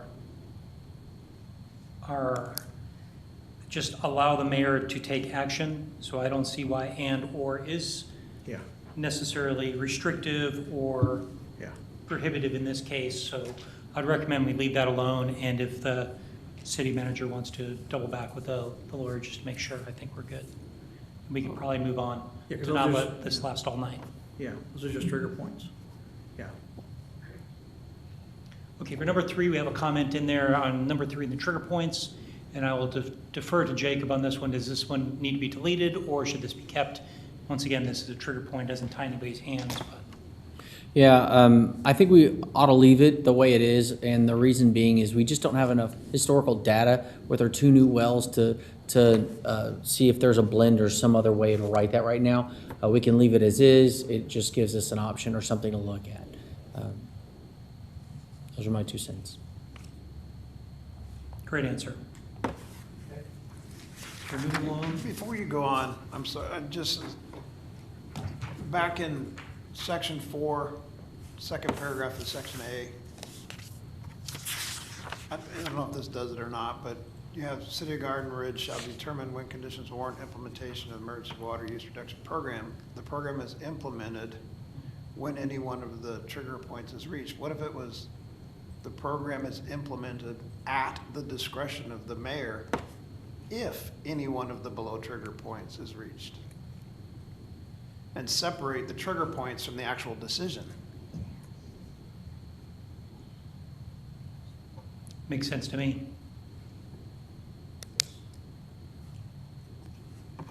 So just so I think I followed what you said. So we could be in stage 1 or whatever, but we could have a local problem here with pumps. And so Edwards Aquifer is not going to trigger anything, but the mayor has the ability to trigger this and say, due to pumping issues in the town, we're going on okay. I thought that's the way it was, what we're getting at, and thanks. Commissioner Harshbarger, is an alternate proposal there. What if we just, in that second paragraph, under section 4, paragraph A, the sentence starting, the program is implemented when any one of those below trigger points is reached. If we delete that sentence, I don't think it changes anything in this area because of the previous paragraph.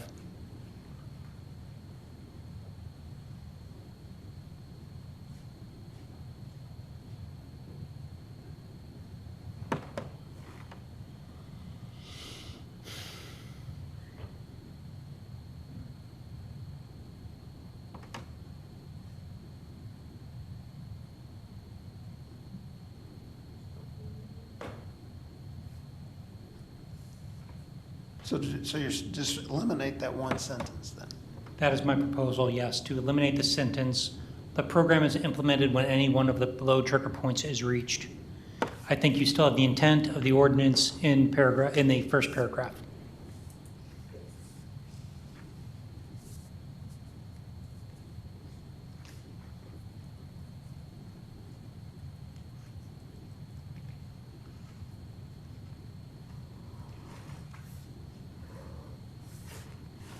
I agree with that.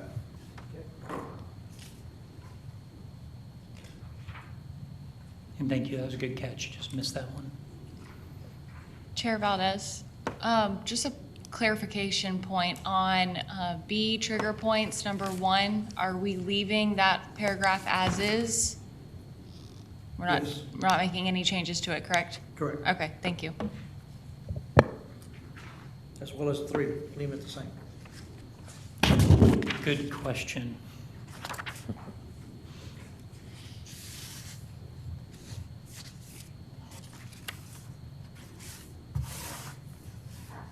Okay, there's a question here from the city attorney about this, about average.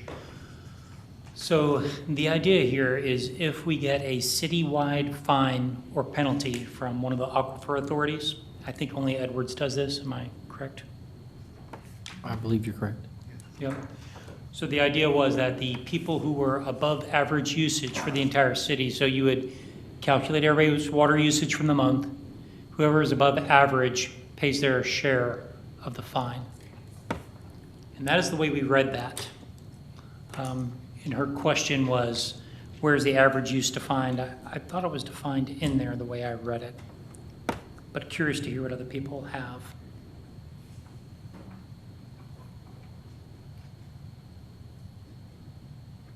Having just gone through the rate subcommittee, I think I agree with the attorney that just determining what that average use is, unless we use statistical definitions of average and mean and everything else, It's the it is average. a little confusing.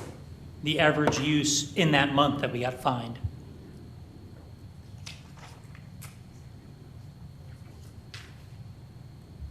Well, I mean, average by connection, average by meter, average by number of gallons. I mean, it varies, average by bill. So I can see where there's a question. So, but I also get the intent is if we just said, we're just gonna divide it over the number of meters, then everybody pays the same share, and so the high usage folks aren't getting, they're getting a discount when they're the ones that use too much water. So I see the intent, and I'm not sure I have a quick fix. I'd like to comment about the average for that month. Because it's probably only related to monthly, it's not an annual, because the annual average is a lot less, so. I think there are enough questions raised that, and I don't see a definitions section for the ordinance. So, do we have a definition section? If so, did I miss that? It's on page 2. Okay, then we should clarify what average means and put it in definitions. Yep.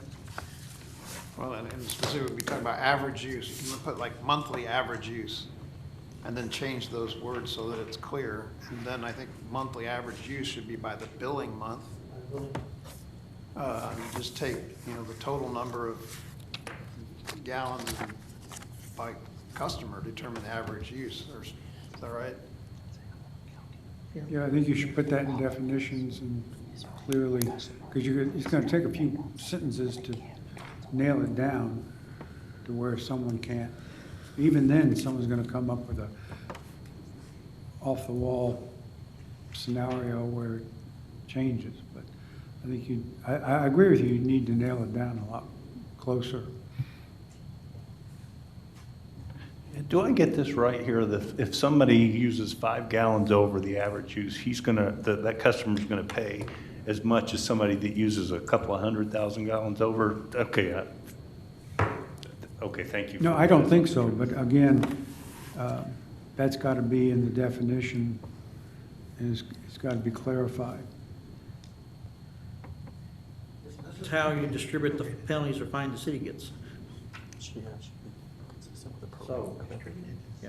And so that's gonna go back to individuals. Is it even among everybody that's over average, or it's gonna be the Can we scroll penalty? forward to paragraph 3, please?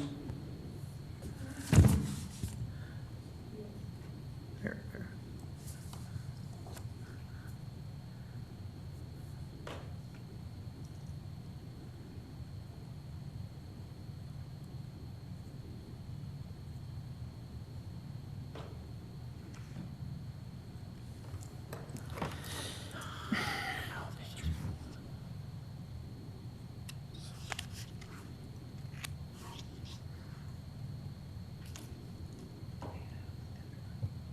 So it's a ratio type thing, it's not, it's prorated. What I read.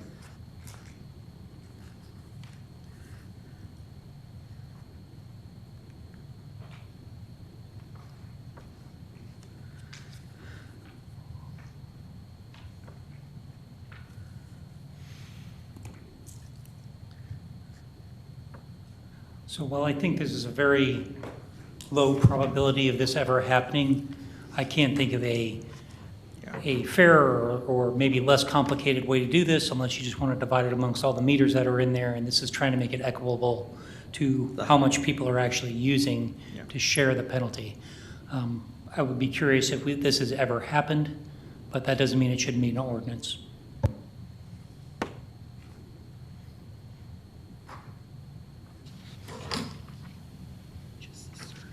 The users below average don't pay anything. Is that correct?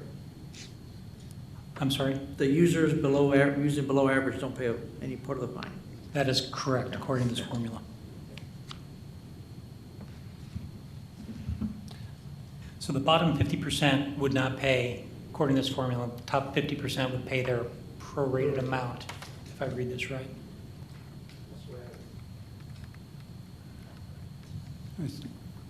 Now, is that going to be moved to the definition section, or is there, because I don't see a percentage in here. So I just really think that the average, and above average, needs to be well-defined, since we're going to base distribution of a penalty on that amount.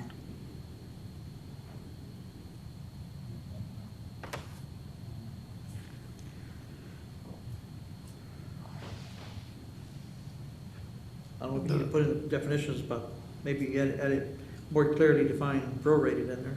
Well, I think a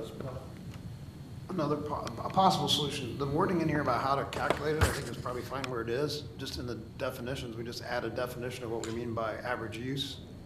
And it might be just average use is the total number of gallons billed during that billing period divided by the total number of customers active in the month. Just make it. So, Okay, we'll add that under average use. in the definitions, and then you don't have to change Correct, anything in the else. definitions. Mr. Chair, Yes, sir. may I ask a question about this? Has anybody talked to our water clerks and said, how could you do this and could you do this? Because in my mind, I'm thinking that's individual calculations per service address. That's a lot of math, a lot of calculations. 16. Now, that said, perspective, you know, not only do we not plan for this, but it hasn't happened, we haven't overpumped in a very long time, and he and I spent a lot of time trying to make sure that doesn't happen. So the chances are pretty slim, but, you know, bounce us off a reality of, is this, you know, a week's worth of work of doing nothing but that just to be able to come up with this number? I don't know. I'm asking, maybe you could ask them. Well, I'll help you a little bit. With the new AMI system, we'll have capability of downloading actual Excel, data into Excel spreadsheets. Right now, we don't. Everything we download is PDF. So I have to manually enter the data into calculate for the average monthly users. So we may have more potential in the future to be able to do that easier, but I'm not sure yet until we get there. So it's a good question for now. I don't think we can do it easy right now. Is that for the AMI to Excel spreadsheet, is that per user? We should be able to get more data, so I don't know how we can get it. So hopefully we can do it by user for the month, and you can do some calculations that way. But that's more in training to come. It's a good question to ask when we get there. Okay, Vice Chair Harshberger, can you please reiterate what you stated for the average definition? Please. I didn't catch it. Well, average use, take the total number of gallons billed during that month, divide by the number of active customer accounts during that month. So gallons per customer. But now that you've had that discussion about how to figure out on an individual basis, maybe there's a simpler way to use it by tier. Yeah, by tier, because if you take the total gallon, if you divide by the total gallons, then you're skewing it a little bit towards the high user or away from the high user. Because you're taking if I'm using 5,000 gallons a month versus somebody who's using 200,000 or 300,000 gallons a month, and you put that person in the calculations and divide, then the average user goes from 5,000 to maybe 10,000 a month, so.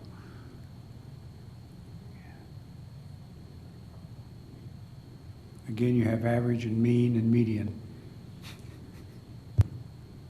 And right now, from what I understand, our billing system, we cannot get that kind of information. Yeah, you can get average, that's it. One You thing cannot that get mean or medium.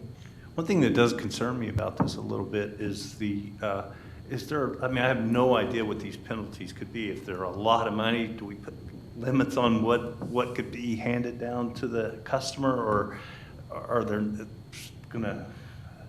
they're not gonna be outrageous amounts, I would assume. Do we limit that, or, because, I'd hate to get hit with an enormous bill, but I have no idea what the fines would be, just out of curiosity.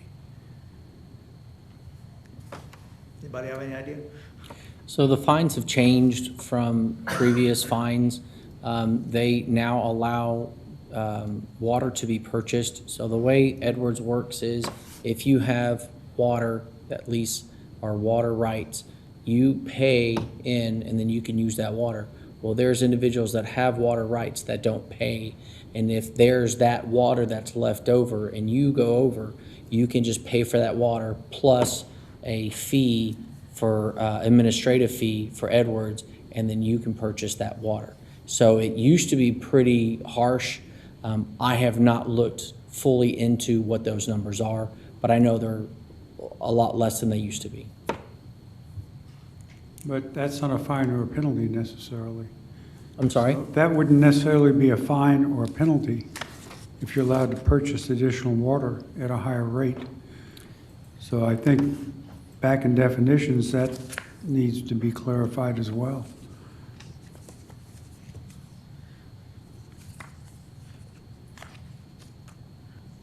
If you run over your water use and don't submit and don't purchase, then you would be fined. But I don't know any. No, I totally Okay. agree with that, but if you run over your water usage because of high users and you have to purchase additional water at a premium rate plus pay in an assessment for that additional water, then that should also be passed on, not just if you pay a fine or a penalty.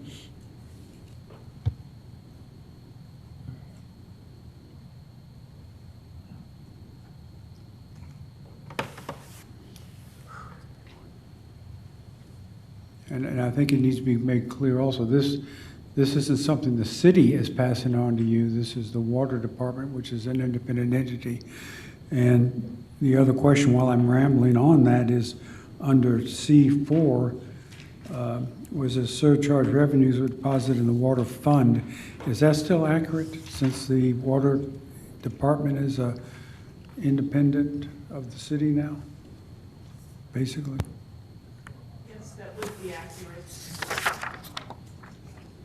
That would be accurate. We have implemented surcharges in the past, a number of years back, collected a substantial amount of money through the surcharges. But we have not ever had to pay a fine or penalty to Edwards. Okay, but the water fund is specific to the water department now that it's been Yes. established by the city? Yes.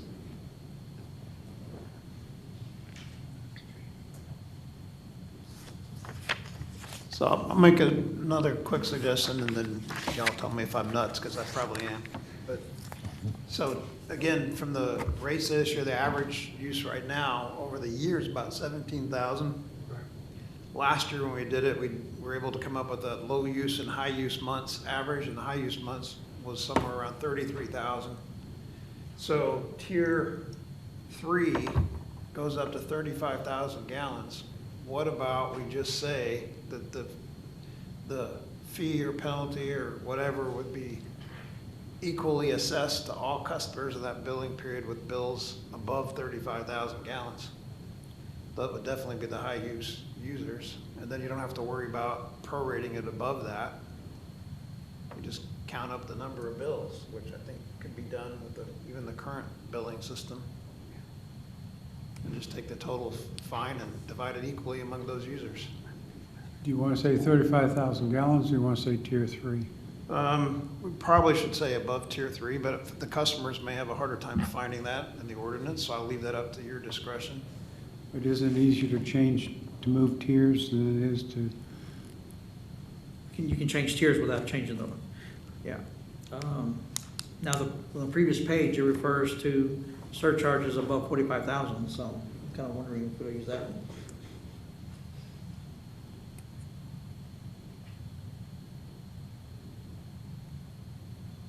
That would work for me too.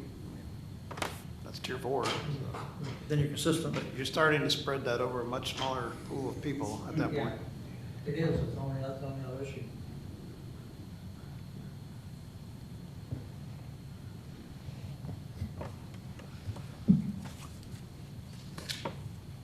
I didn't do all the hard work that Commissioner Mueller did, so I don't want to steal his. I mean, I think that's awesome. It is going to be an issue with how to calculate that easily. But I don't want it to spread among all customers. I don't think that's fair. We got a lot of people that are using good water conservation measures. So I do like the idea of just getting it above a certain tier, whether that's 45,000 gallons being consistent with the previous paragraph, or using high season max average, which was 33,000. Either one is, I think, defendable and easy to calculate.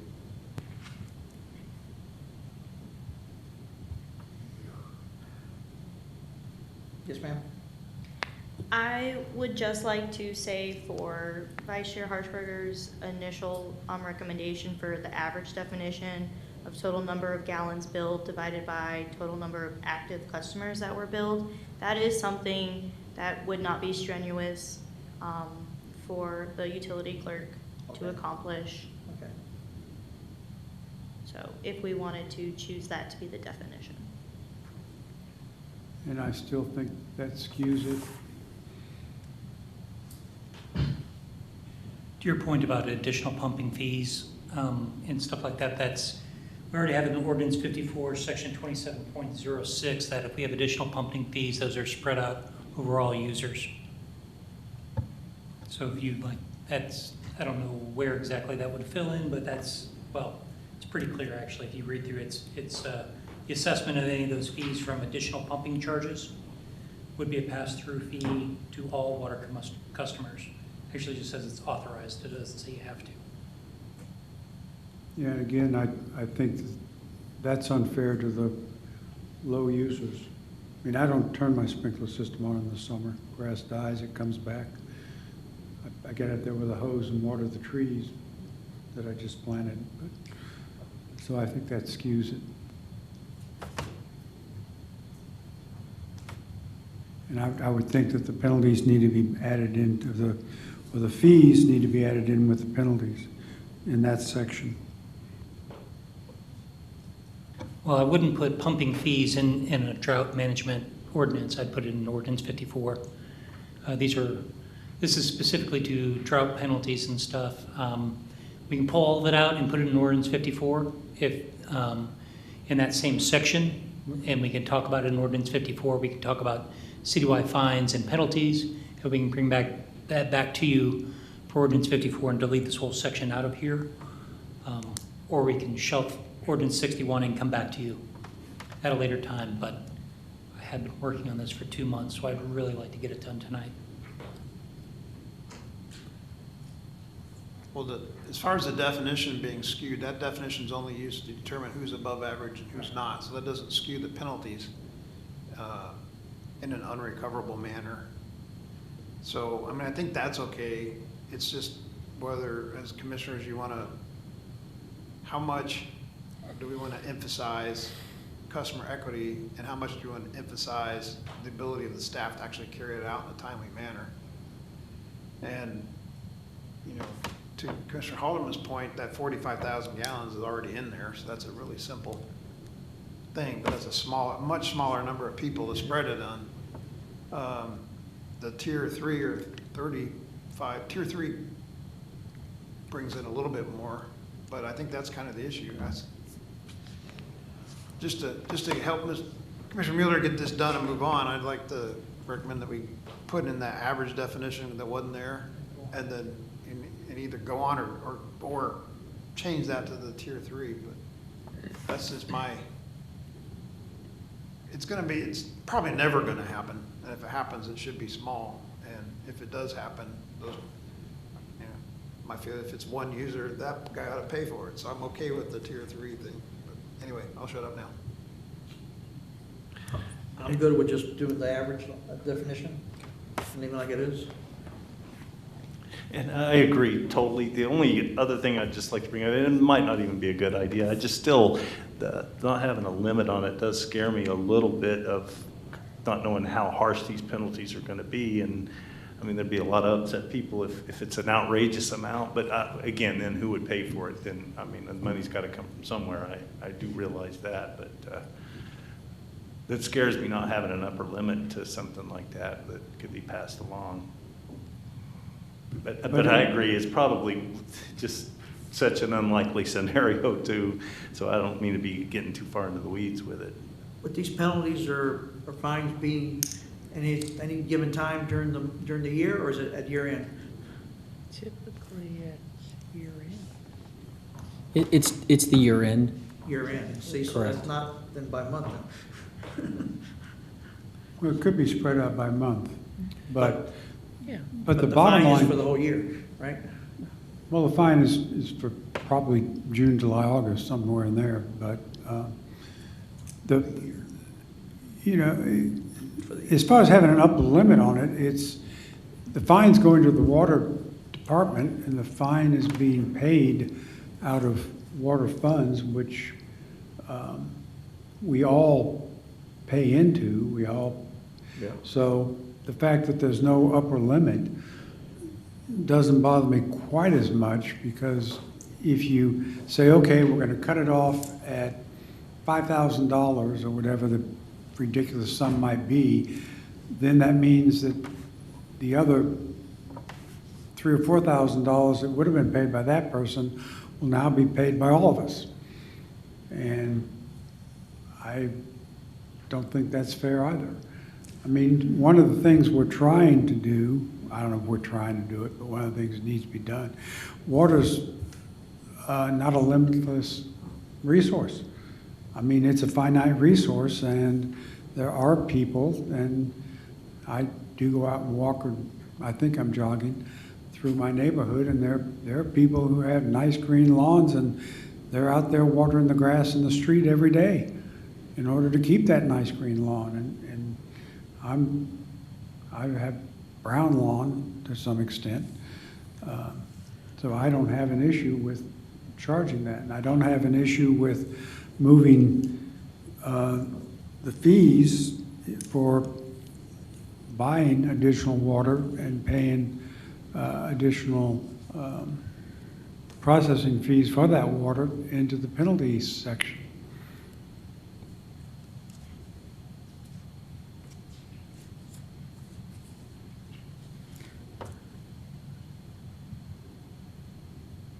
Mr. Parsons, you're not gonna get us in those fines, right? So you're gonna you're watching the water all throughout the year, how we use it, right? So. Correct. Get close to that part, you can always switch to the Trinity. Correct, and we do that, and as of right now, we're using Trinity water, just for an example, we're using Trinity right now, we're using the Edwards as a backup. If we need Edwards, we have it, and then we'll wait till December and we'll use the rest of our Edwards. Yeah, so the idea is, and then you did a great job last year to get as close as you could to that allowance without going over, and use Trinity to backfill. So that's currently the plan, so we should never be in that bind. At least I don't think we should. I agree, that makes a lot of sense what y'all are saying, and that would also give the mayor the chance, if you would foresee this coming, and then he could implement the drought stages higher, or I guess maybe we'd be into those stages at that point. I don't know, but we have ways to curtail that before it gets to a fine situation, I assume. We'll see it coming, and you can respond accordingly then. So, I'm good. Thank you very much. Yeah, I think before we had the Trinity, if we were just strictly on Edwards, maybe a different situation, right now, for this section. But since we have the Trinity, I hope we never get there. If everything's planned correctly, and you watch it, I know you're watching it daily, so, I don't think it's really an issue that we get into this bind. So, since that's the case, and since Mr. Parsons and Ms. Kane are saying that we wouldn't have the fee, or the fine, applied until the end of the year, so there's no real way to sort it out by month, No, is it? then maybe the original language that just says it's equally spread is the best way to go, and Yeah, after hearing all of this, and I didn't know that the fees would be at the end of the year, I think the recommendation, after learning that, is to probably remove this entire Section D out of this regulation. And if we need to incorporate something, we can incorporate it into Ordinance 54, Section 27.06, that talks about customer fees. And Commissioner Halterman, to your point, That section actually says, the city may pass those fees on to the customers. So it doesn't necessarily tie the hands and say you shall, like this section is currently written. So I think we sort of get two birds with one stone on that one. Now, that still doesn't answer the question that we had talked about earlier about equitable payment. You know, is it fair for people that are using a small amount of water to get fined or for overuse in drought situations?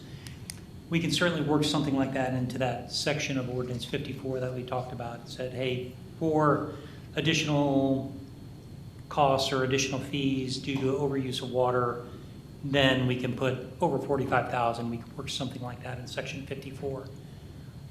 If y'all think that would be doable.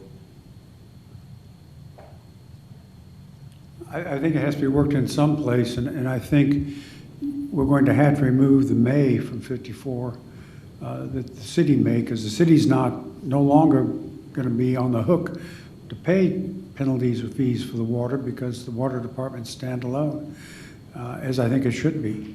So I think we'd have to massage and rework 54. And right now, and I've had this. Yeah, I said that wrong. I'm sorry. As I reread it, you're right. It says like what you're alluding to. Yeah, but you know, we keep saying that the Trinity is unrestricted, and that's today. That's not tomorrow. That's not in the future. I think at some point, the Trinity is going to have restrictions that are going to mimic the Edwards. We don't have that today, and thank goodness. But I think the ordinance, when we do revisit it, needs to think ahead and think to the point where at some point with the growth we're seeing that there is going to be some restriction on the pumping of the Trinity. That's something for the supply and demand subcommittee. That's one you're on. That's why I said that. So to sort of put this to rest, are we good with eliminating this from Ordinance 61 and incorporating it into Ordinance 54? I think so. The I agree. letters for the paragraphs are a little bit out of whack. So. Yeah, I noticed that too. Yeah. Okay.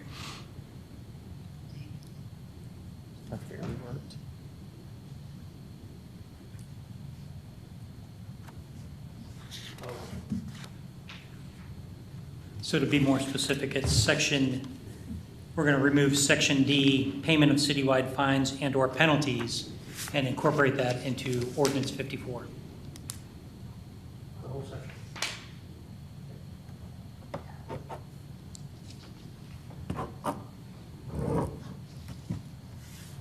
And in my opinion, Ordinance 54 already, when I read that customer fees section, I think it already accounts for it, but we'll put better verbiage in it.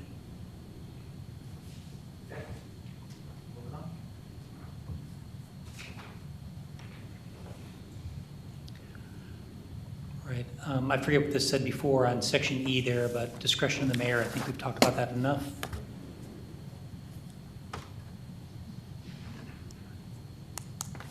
And this change was to make it the $10 is just to make it in accordance with the other ordinances that are out there.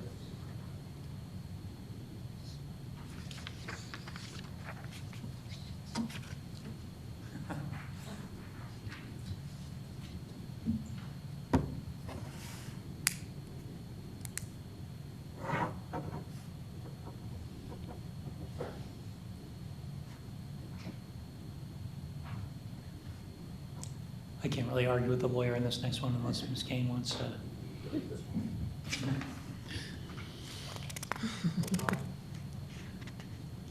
think we can remove this.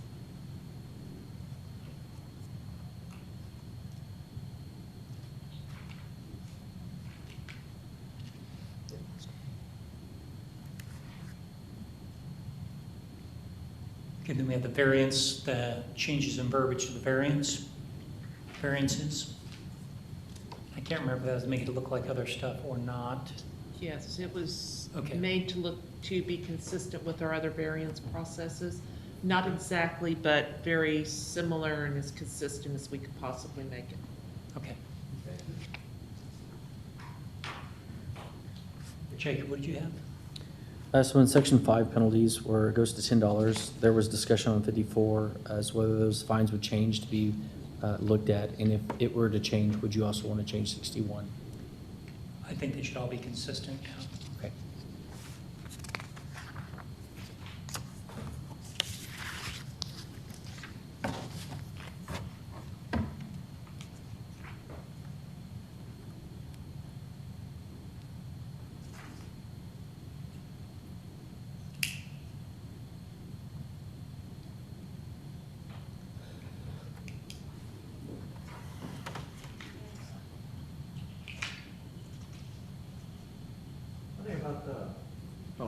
One thing about where, we talk about the 660-foot level and all that, those are all 10-day averages. Not necessarily, that's the way they defined it. No, so, it's the way this, Edwards defines it when they get there. Not necessarily something we need to address.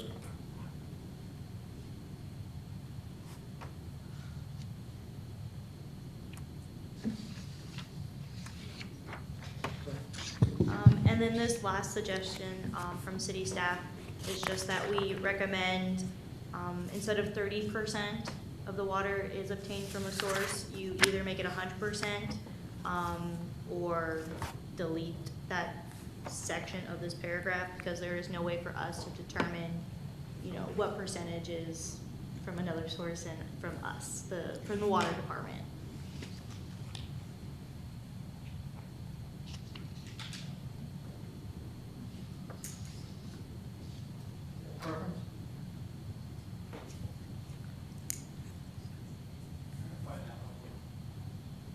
Page 13.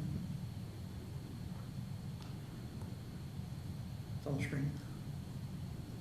There it was. Right there.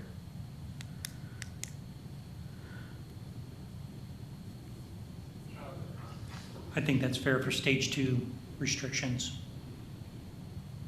To make it 100%? I think so.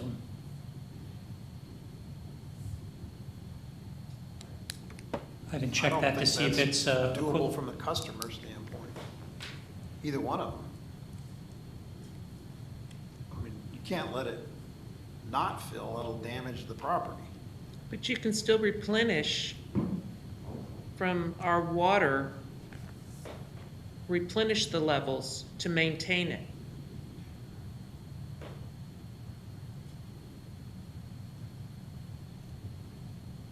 So that's only filling it, if for some reason you had to drain it for maintenance purposes then and refilling it. Okay, I didn't get that either. Now I got it, thank you. That scared me too. We got a swimming pool and it's like, I do have to top it off. Top it off is one thing, but if you have to drain it to make repairs.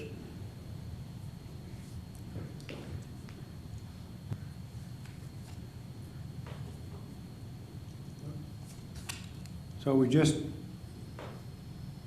changing the 30% to 100% and leaving the rest of the paragraph? If that is what the commission agrees to, yes.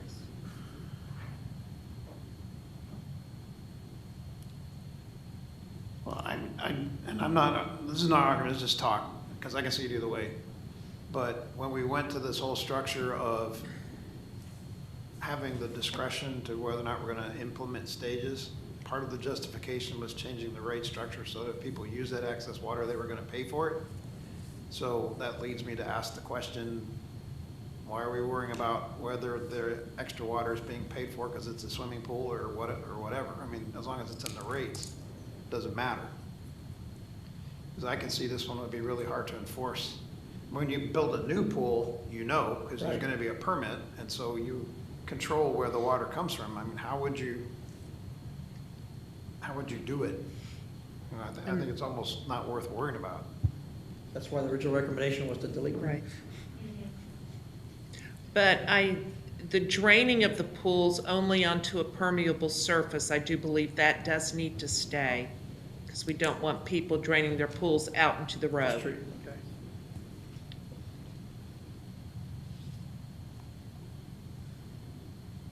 So is the recommendation to delete the first two sentences out of that bullet, out of that paragraph?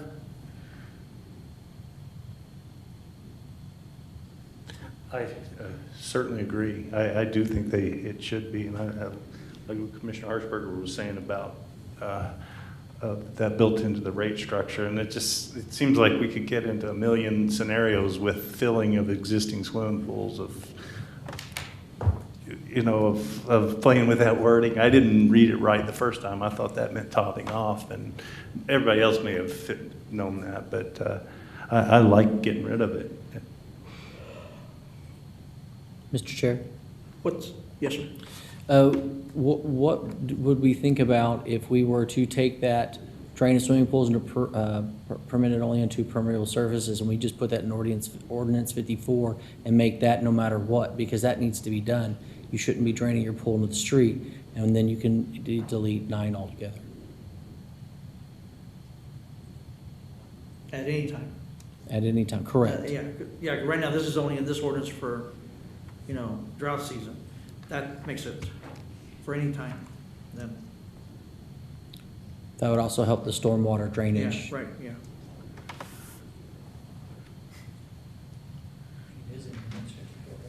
Is it in there?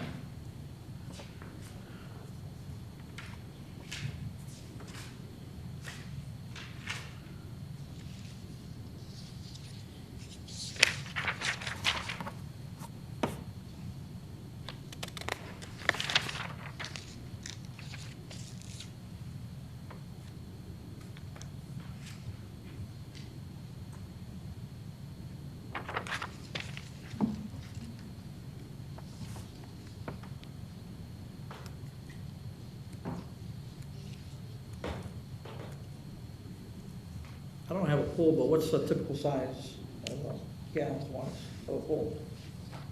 All pools.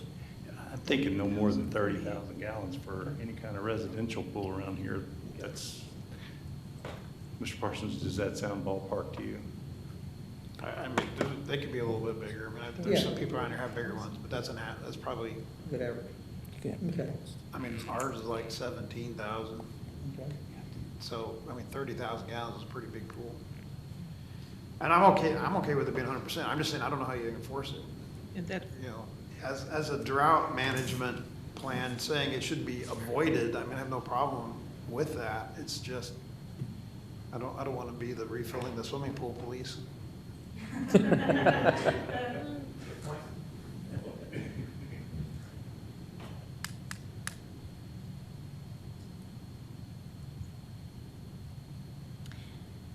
Chair Valdez, may I make a statement?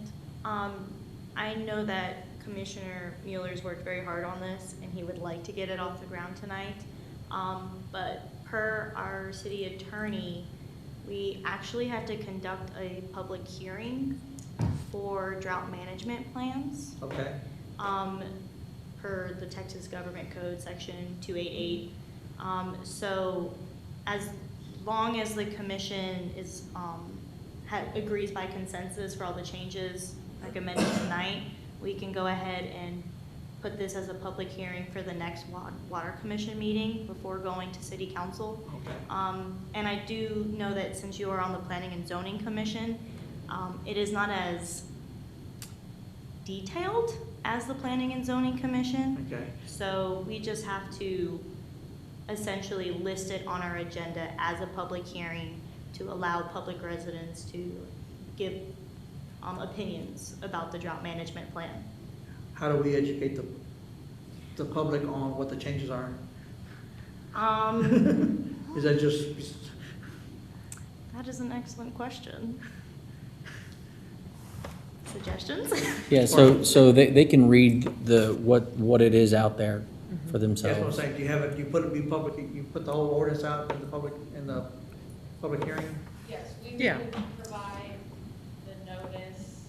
With, With the notice, we would provide the whole ordinance. okay, And then with it being an agenda item, it'd probably be beneficial before opening a public hearing if maybe Commissioner Mueller or Chair Valdez does like a brief summary of the changes, you know, if people wanted to provide their input. With it being a 15-page ordinance, a lot of people might not have any idea what it said before. So if they don't know what the change is, they don't know what they want to talk about, they could just be here to hear that summary. That's not something we would put out when we put the notice out. We're going to put the entire ordinance that y'all are going to be reviewing. Would you put it out in this format where it's in marked form, where would you delete it, what you added? Probably not. No. No, we just put the new Too one. confusing. And But this the old one isn't will be something, available- The old one will be available online also anyway. yes, the old one would still be on our Okay. website. And this isn't something that we post or we publish in the newspaper, so it's not that in-depth like planning and zoning is, where we are just publishing a caption type thing. Right. So this we would put on our website, probably not the bulletin board because it's just so lengthy. We can put a one-page document that refers people to our website to see this ordinance. But yeah, a public hearing must be conducted, so as much as you want to make a recommendation to move it along tonight, Okay. it'll have to be November. Okay.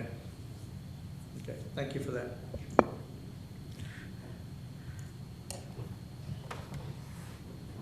Where are we on this paragraph?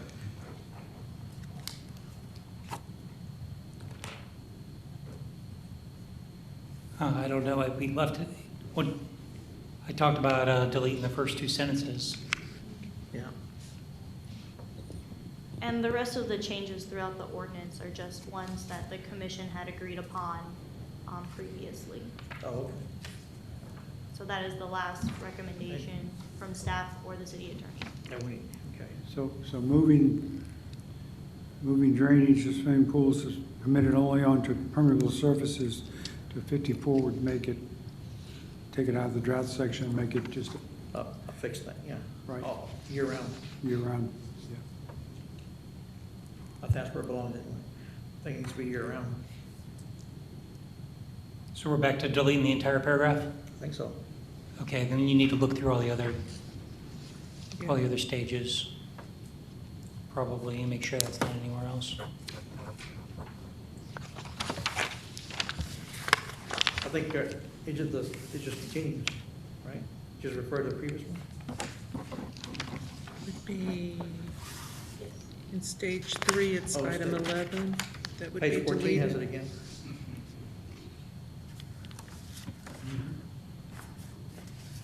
Getting there, I'm a little, That right should there, be it. number 11. Yeah.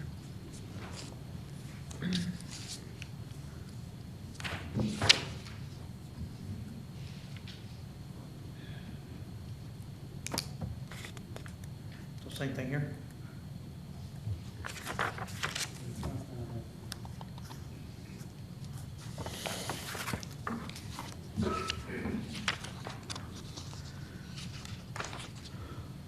So we take that out of both of them?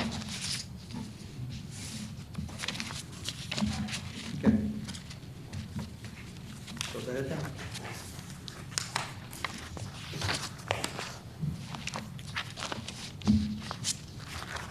And to your point, we should probably go into those definitions about the Edwards Aquifer stages as a 10-day rolling average. Okay, I wrote that down. okay.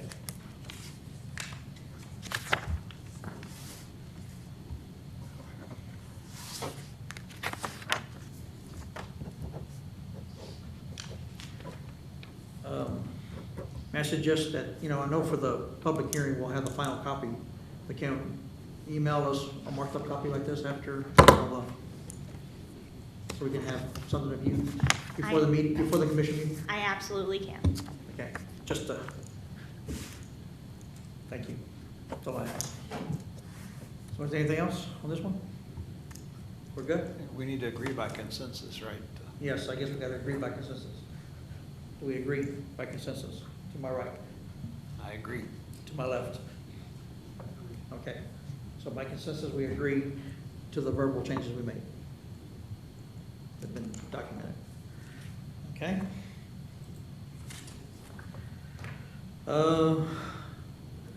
Okay, So, consensus.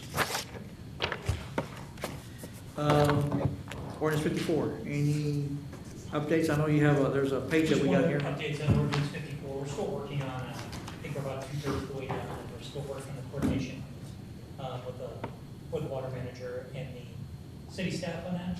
But 2/3 of the way through is leak adjustments. Yeah. So I know Mr. Parsons says, sorry about that. I know Mr. Parsons says we're never going to have to do leak adjustments again once we get the new meters in. But just in case we need to, what I try to do there, so the top of this page is all the verbiage straight out of Ordinance 54. None of that has changed. But we have underneath there, under add, we had some ideas that we threw down initially to try to capture some of the things that we've been talking about in the last however long we've been doing leak adjustments. A couple of things I want to point out for these. Looking at 6C and 7A, the intent is not to keep both of those. The intent is both of those are trying to get after the same concern, I think, on there. So for 6C, look at that. A little bit of disagreement, I would say, in the subcommittee, but whether the water leak was hidden and undetectable or if reasonable indications. One's pretty clear cut. One takes a little bit of judgment. But they sort of both get after the same issue there. Let's see here. G was trying to exclude automatic pool filling systems. Probably could be written better, but I think you guys get the point of that.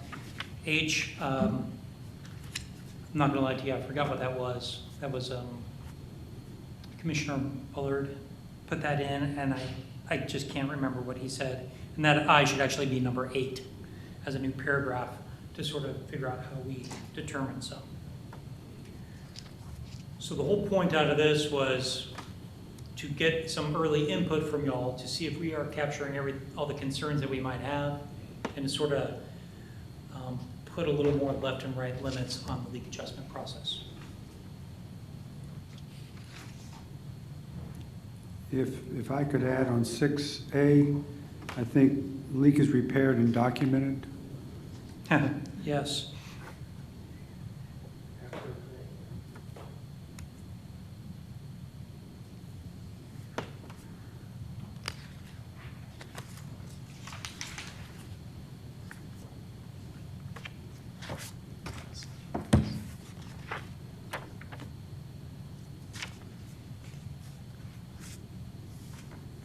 I don't know what to do about C or A.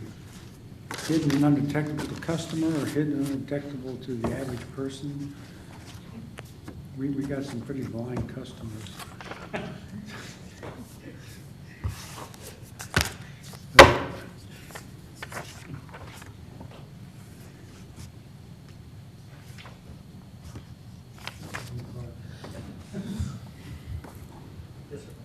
Chair Valdez.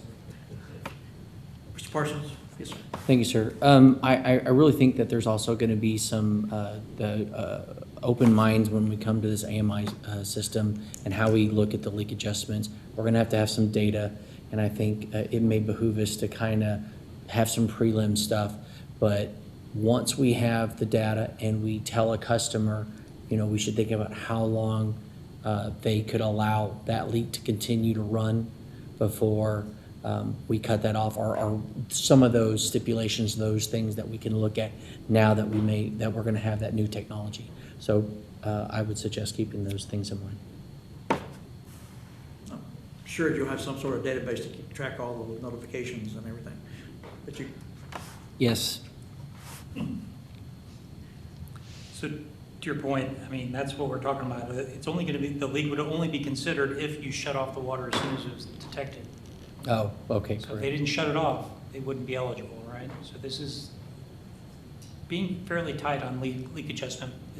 It's fairly restrictive. These changes make it fairly restrictive. I think there's a difference between if you have a leak, in your water supply line coming to the house versus a sprinkler system, you can just shut off the irrigation system. So I don't know how we differentiate between a leak in a supply line versus a leak in something like irrigation or automatic fill valve or something that can be turned off immediately. We had I recall we had a leak adjustment request not too long ago. That was that case where they had a leak and they shut the line off, they shut the water supply off, and they only opened it once a day or something. You know, on some frequencies they got it fixed. In one case, they weren't able to shut it down, so that's where I think we can call the city water department to help them shut the water down. But should it be shut off as soon as detected or notified? So I think we ought to include be notified by the water department. Or yeah. I think to address Commissioner Carmichael's point, it should say that the leak was isolated or the water was shut off as soon, and that way it allows for that possibility. Correct.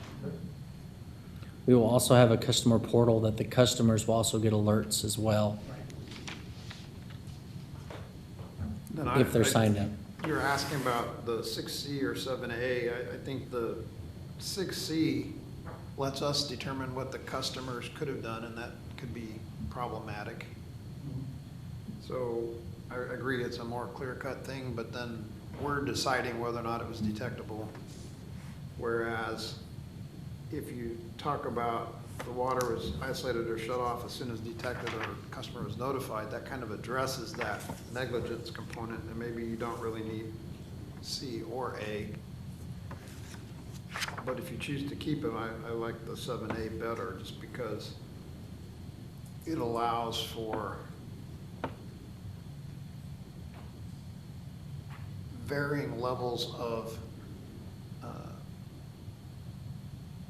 it allows for the circumstances. Like we had the one customer that had a huge leak. If you were standing anywhere near it, it would have been obvious, but it was way away from his house. So whether it was reasonably detectable is somewhat subjective, but that's kind of what this body is for. So I just think that's better than being absolute about it. Then my other comment is on 7E, where it talks about faulty plumbing. I think that can be a little bit too vague maybe, because, I mean, at one level, all of these things are faulty plumbing. And the same thing with F, premises abandoned for more than 14 days. I think we'll be arguing about what abandoned means. You know, yeah.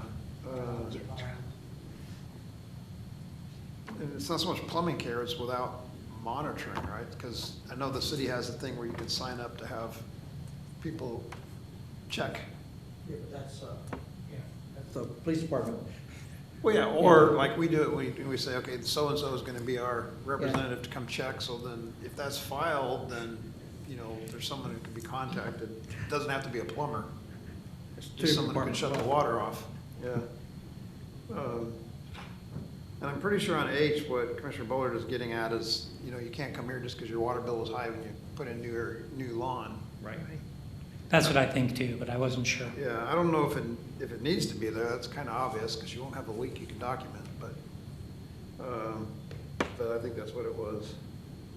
And then the new paragraph 8, we have used all of those in the past, so I mean, I don't have a problem with it, but same month over the last 3 years, and then highest consumption month, we've also done the average of the 3 prior months during high consumption.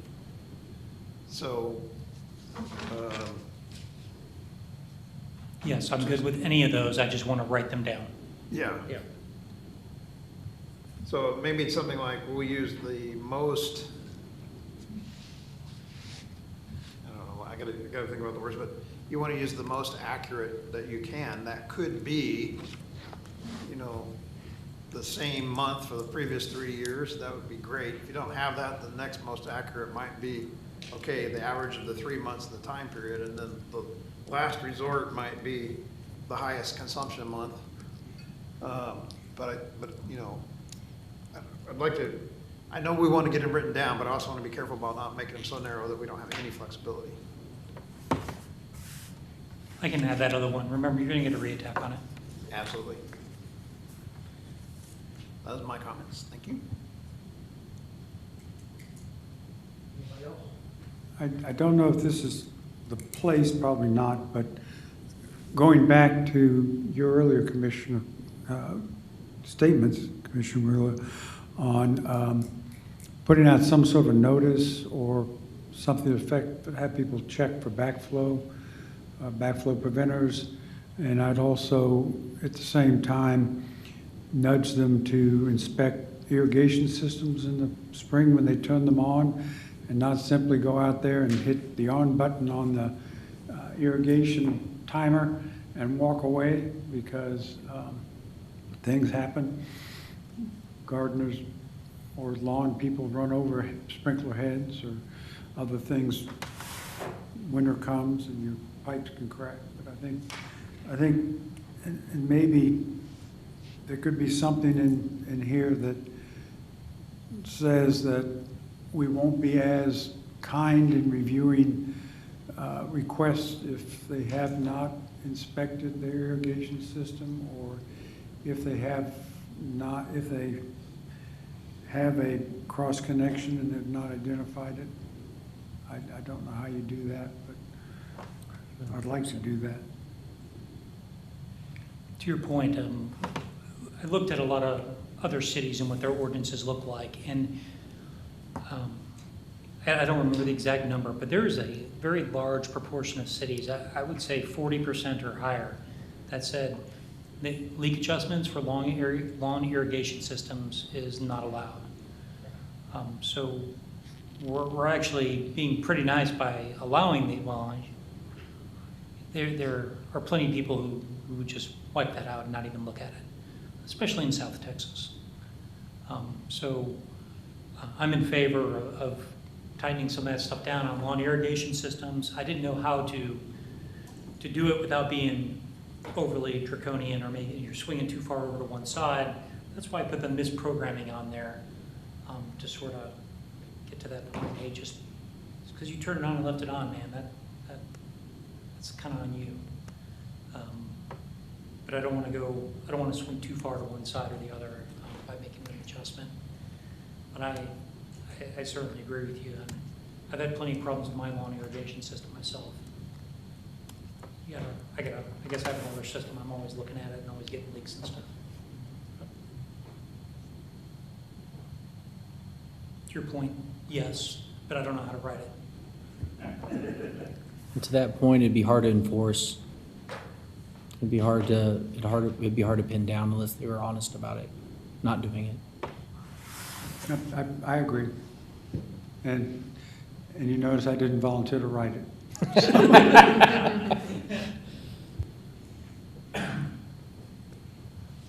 Okay. Is there anything else you need on Mr. Miller? I think I'm good for tonight unless you guys want to talk about some more ordinances. We've got plenty to go. Yeah. Okay, so we'll move on to item 5C4, Roman numeral 2Is.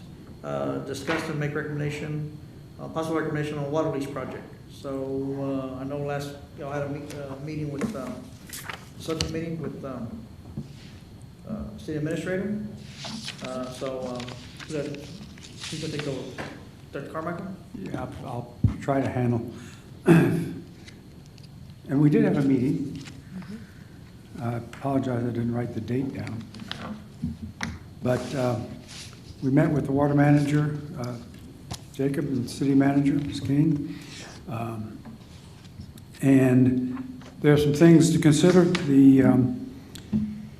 The rate for the 65 acre feet of water has increased to an average, to about, with a management fee of $21,000 per year for the 65 acre feet. The 3 acre feet, were we ever able to get a hold of the, okay, so. Never heard back. Don't know about the 3 acre feet.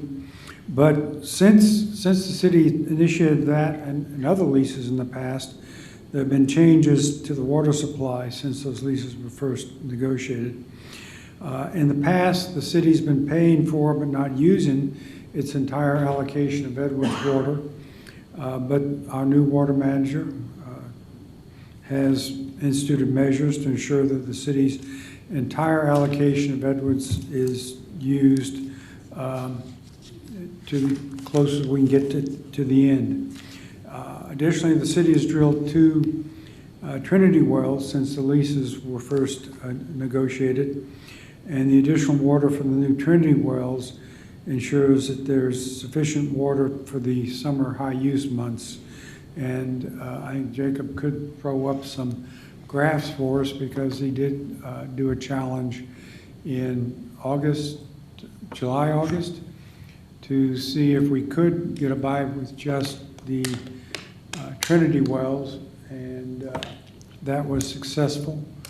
So that we do have sufficient water with the new Trinity wells and without the use of the Edwards for those 2 high demand months. And based on the city also has an ordinance, which is, did you want to speak to that? Okay. Nothing interesting.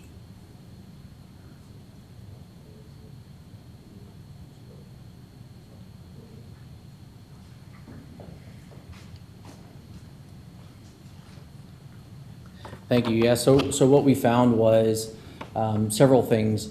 We had the water for the Edwards and Trinity. The Trinity is in blue and the Edwards is in orange. And what we found is what we have available is all the way to the right, and what we've used for 2017, 18, 19, and so far in 2020. And so what we're showing is with water leases, this is what we used and this is what we have. If you can scroll down. And so this is without the water leases. Keep scrolling right there. And this is what we can do without water leases. Now this is overall for the year. Excuse me, this is overall for the year. So what we are capable of doing for the year, we still need to make sure that we get those peak summer months. And what we found was that we don't even start using Edwards water until about March, April, and that gap can be closed, and we actually shut off around September, October, depending on how much water was used during the summer, and we wait to the end of the year to use the last of the Edwards. And that's what we've been doing for that peak season in the summer. You mean Trinity, don't you?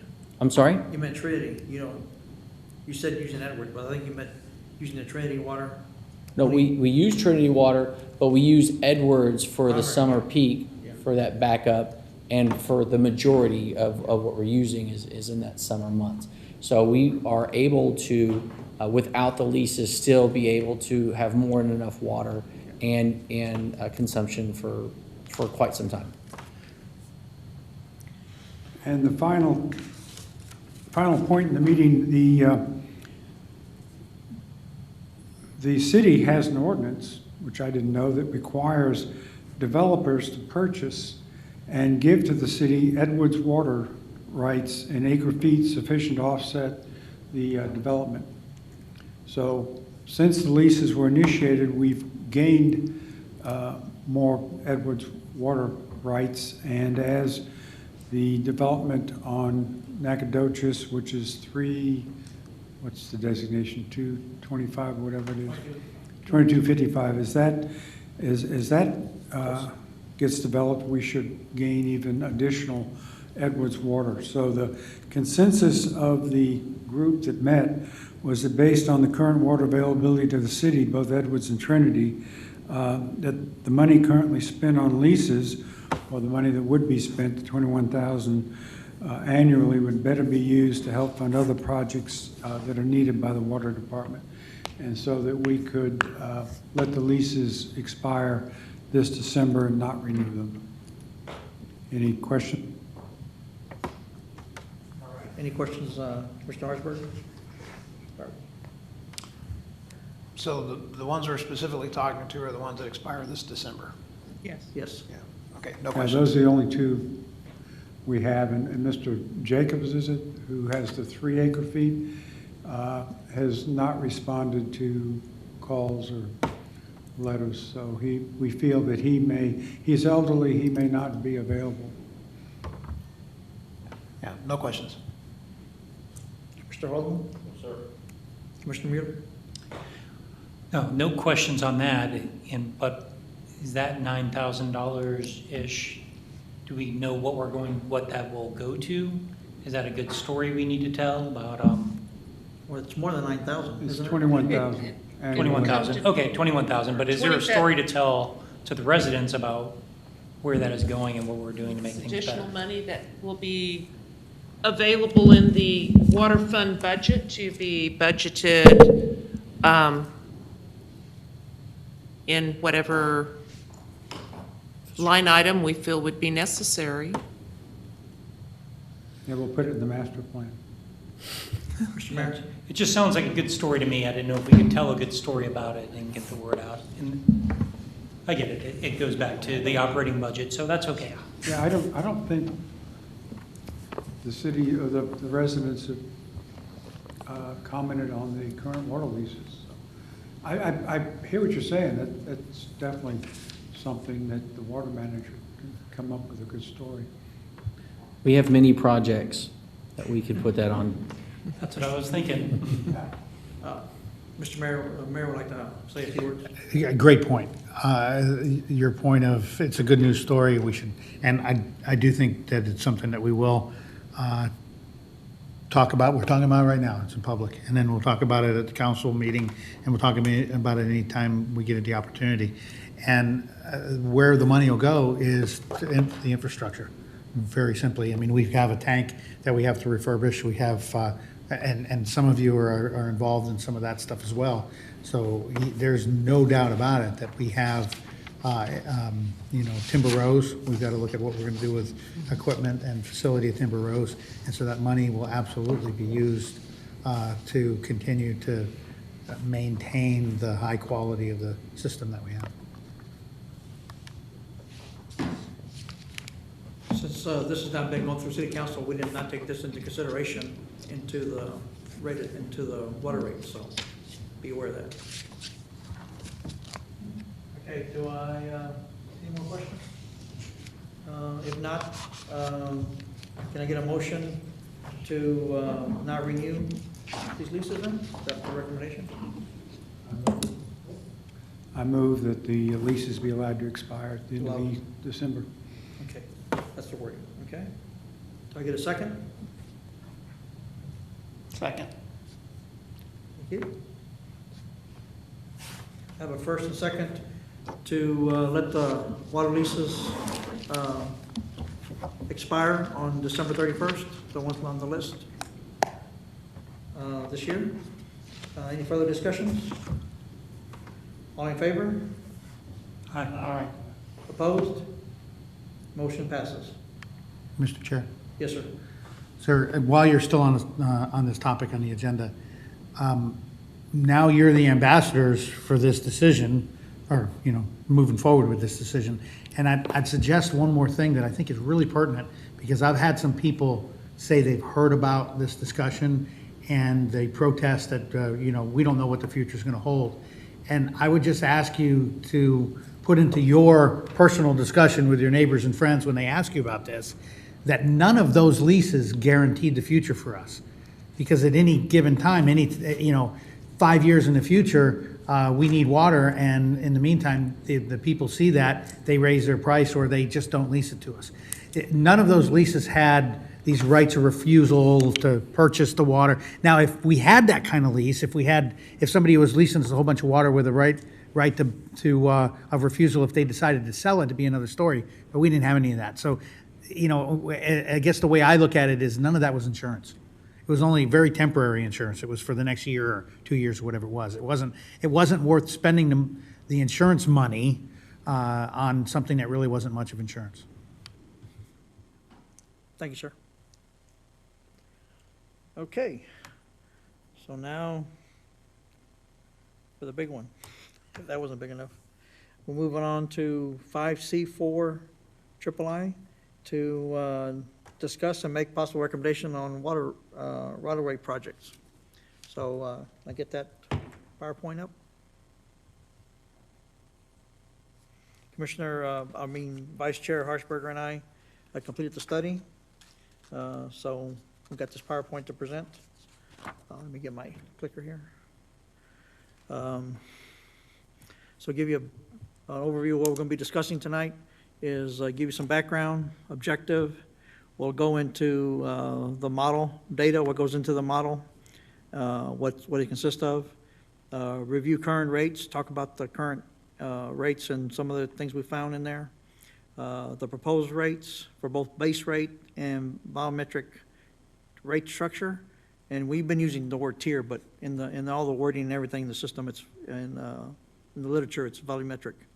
And then we'll have some time for discussion and make a recommendation that we can take to City Council next week. So background, last November, City Council approved a 14% water rate increase for 2020. It had been 5 years prior to that the city has, the water company has had a water rate increase. And the city also approved, the City Council also approved that we do this process annually, mainly just to keep track of it, closely and not wait like we did and had a 14% increase. The new rates went into effect for the billing period of December 20th, 2019 to January 21st, 2020, for the billing period that was a billing date of January 31st. We used the water and wastewater rate analysis model. This is provided from the University of North Carolina, Chapel Hill, Environmental Finance Center. This is the same model that water markets used last year that we started with, and then we ended up doing our own using the same model. It's the current version. We have access to look at current versions on there, so the one we have is the current version. And just note that last year when we did this, we estimated that we would have to increase next year 16%. Just keep that in mind in the background. We don't need to do that this year, actually. But anyway, just let you know that we estimated a 16% increase last year. So the objective of the study is to fully recover, full cost recovery and revenue stability. Look at operating and maintenance costs, debt service, and replenish the reserves. We want to minimize impact to low volume users, encourage water conservation. And I added this time to follow a logical process and pattern in the rate structure. So basically, revenue equals expenditures plus reserve. And as best we can do with the model is any minor changes can really affect the results. So I'm going to let Vice Chair Harshberger continue with this. Just tell me when to advance it. Okay. Well, what you're looking at right now is the data basically is used to update the model with. So this is the consumption figures. And in the red box on the right, that's what is in the model. And the FY 18 and 19 data is just there for comparison. And what we really want to draw your attention to is the FY 19 numbers that were low. So that was a low year compared to what we actually used. So just keep in mind as you look at the rates that if you look back, we actually vary approximately 17% from year to year based upon how much rain we get. So our demand is a little bit variable. Go ahead. And this is the consumption figures that are used for outside the city. And again, see some of the same trends, but just note that the outside city users represent less than 2% of our total consumption. So, they're not a big factor in terms of the total volume. Okay. some assumptions that have to be put in the model. The first one is the growth rate, and so we didn't change it. That's the bottom line. We left it at 0.5% growth. The reason for that is we believe the new homes, which are slowing down, could be offset by construction on 2252. We don't really know, so we just chose to leave that number the same. I think it adds up to about 8 meters. So it's a small slice anyway. It's pretty conservative. And then the change in average consumption, we debated that quite a bit. Again, looking back at data, it is going down, but it's pretty slight. So the best estimate we had was it went down about 0.5%. So we used a 1% reduction last year. We just decided to leave it the same. The AMI system could go either way. People could use that to conserve, right? So that could allow lower consumption, but those lower in the 3/4 inch meters will also help us detect more low flow conditions. So we just didn't feel we had enough data to change the model based upon those assumptions. That might come next year. And then the reduction in average consumption after rate increase has to deal with the price elasticity. And again, we didn't change it. So we left it at the -1%, which really is talking about how much does it change with the 10% increase in rates. So we just left the same number, all right? And then the expenditures came from city staff, and you can see them there. I'm not going to read them all to you. But the circled line where it says debt service, that's a specific input in the model. So the point is that we use the most up-to-date figures that we could based upon what's actually been approved. And so you see 1.7 million roughly for total expenditures. So that is a key factor in the model. And the model, you have to put last year's information in, and then the only way to make the number come out right is you have to put a figure for inflation in basically. So the model uses 3.53% inflation. That number is what is necessary to make the previous year's expenses match the budget for the coming year. So, and it turns out to be fairly close. It was about 3.5% increase over the year prior. So we think it's a pretty good number. All right. And then the reserve. So the goal, as was agreed to by council last year, is to work toward a reserve that covers 12 months of operation and 100% of our debt service payments. So you see that's where that $1.7 million figure comes from. The actual reserve level was projected to be about 1.8 prior to the AMI project. And then you can see that on the slide as well. Keep in mind that those numbers are pre-audit and they're likely to change, but that's the best that we could use for the model. Where you see the minimum target, that 1,083,000 number, that is 6 months of operations. So that's kind of a statutory figure. We need a reserve. We shouldn't go below that number. And then the difference then between where we are and where we want to be, that 12 months reserve, the decision was made to, or I shouldn't say the decision, the recommendation is to recover that in a 5-year period, which means our budget has to, or our model has to account for adding $100,000 to reserves each year to get us up to that 12-month reserve figure. And then we broke that out. 50% of that increase is coming through base rate, and then 50% from the volumetric rate structure. All right. Okay. And then that's just for your review. That's current rates. So I'll Yes. pass it back to Chair Valdez. Okay, so I want to cover now, our current rates, just to remind everybody, this is our current structure that we have. Base rate, $25 for inside, $41.25 for the outside city limits.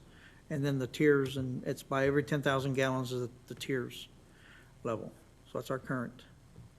One thing, as I was looking at this over the last few months, I didn't see any logical pattern or process to get the different tiers.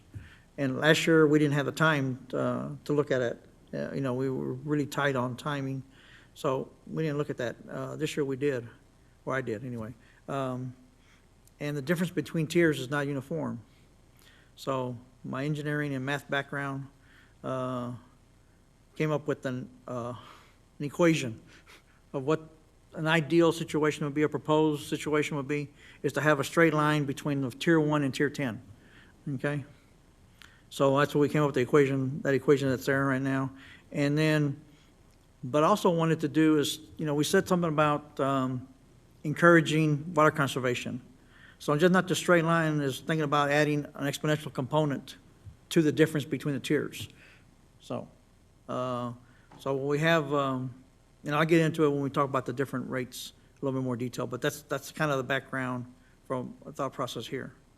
So I just want to show you the current rates is the first column. The second column, you see the delta, the difference between each tier. You see how it varied from 179, it went up to 214, and then it's steady at 182.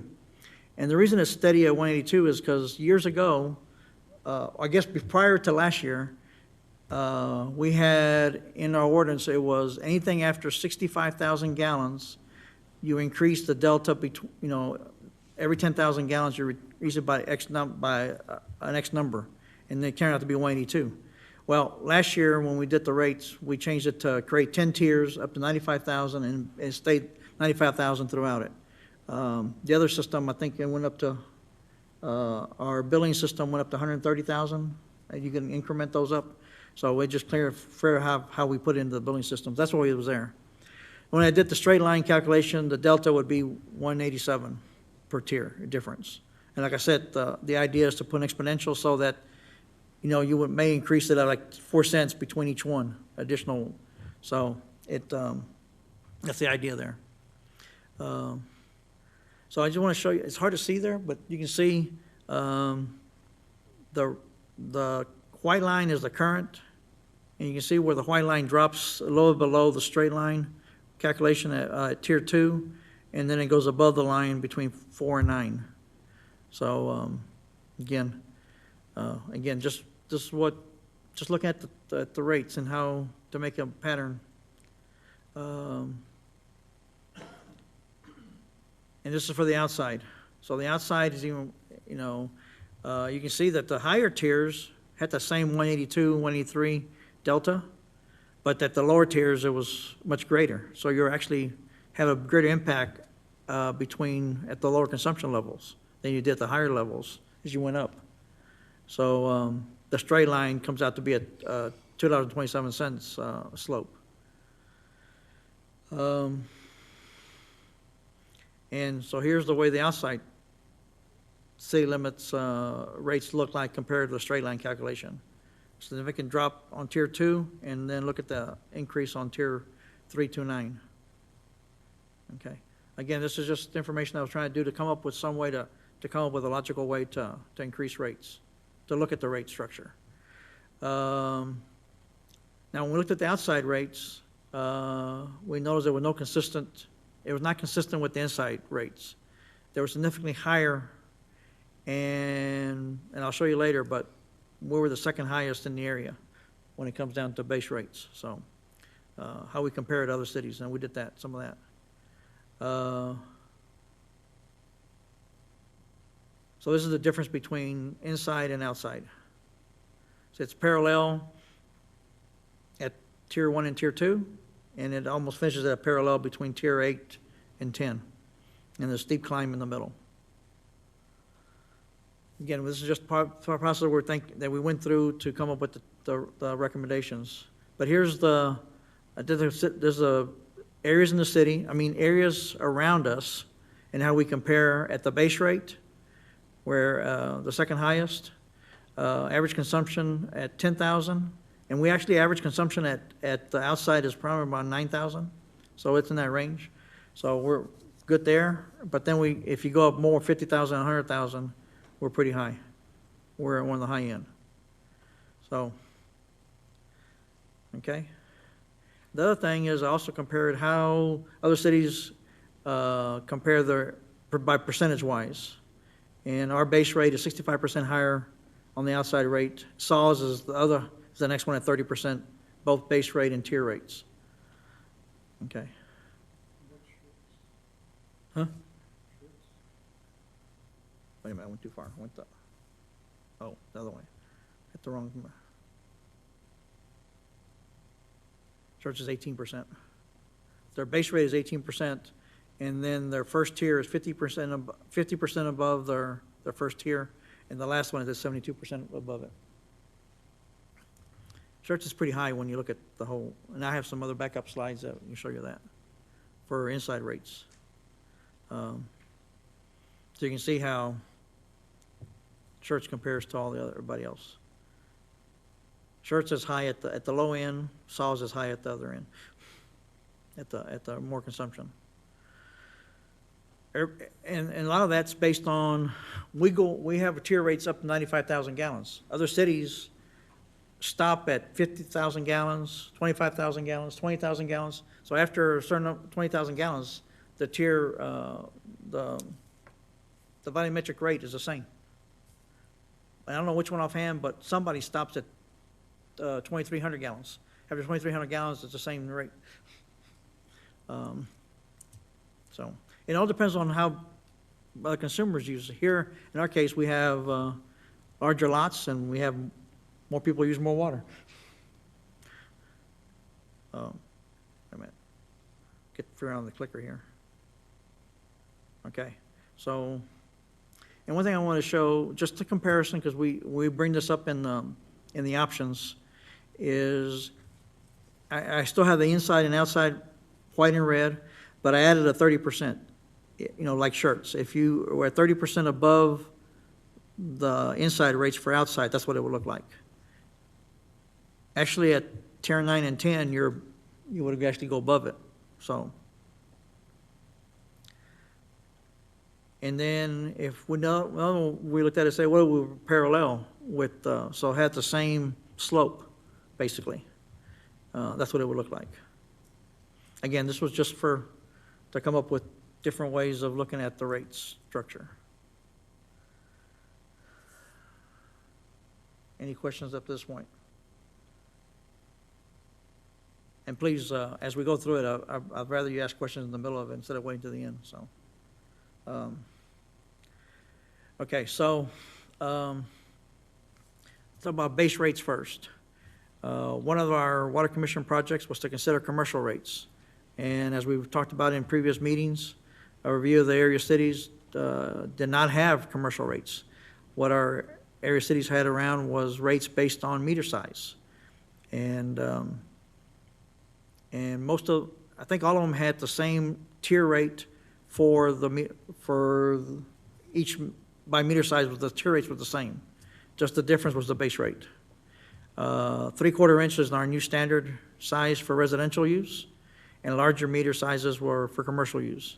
And I have it later on the slide, but right now we have, I think, 10 1.5 meters and 9, but it's going to go to 8 2-inch meters. So a low number, but still we want to plan for the future, since 2252 is going to be building out, with time. We need to be prepared with those rates. So, so how do you calculate meter size rates? That was, every area had large variations. I mean, they ranged all over the map. There was no standard available. I even contacted one of the meter suppliers and found out just if there was any ideas, and nobody had any standard way of doing it. So we considered different ratios, and this is what we're proposing is, so whatever the base rate we decide for 3/4 inch, for 1 inch we had 10%, for 1.5 inches we had 75%, and for a 2-inch meter we double the base rate, basically. Again, we have, it's going to take more time to figure out different ways of doing it and how to calculate it, but like I said, there was no standard I couldn't find. We looked at diameters, throws you way off, areas, cross-sectional areas of the meter, capacities. You could be charging 10 times more for the 2-inch meter. In some cases, some cities do. So if, for example, if we increase rates by $2.50 for inside, you go to $27.50. The base rate for a 1 inch is $30.25, 1.5 inches, $48.13, and for a 2 inch, $55.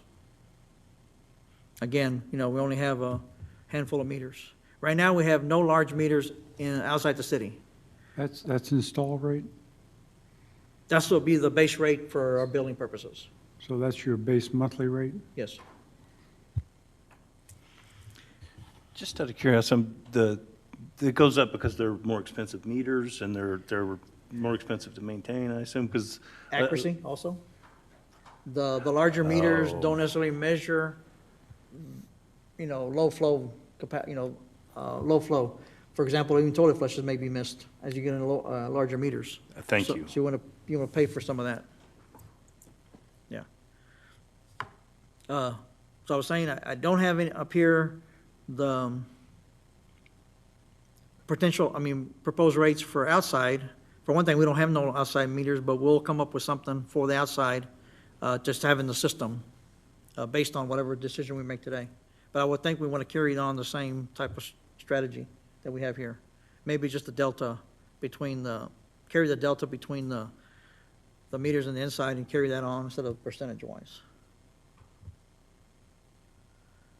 Okay, for the proposed volumetric rates, we looked at different, and we have quite a few options.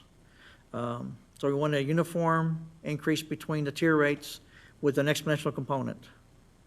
So, and just for example, what I mean by that is we increase the tier rate 1 and 2 using the straight line model, not the current rates, but the straight line model by a percentage. And then we have a couple of percentages there.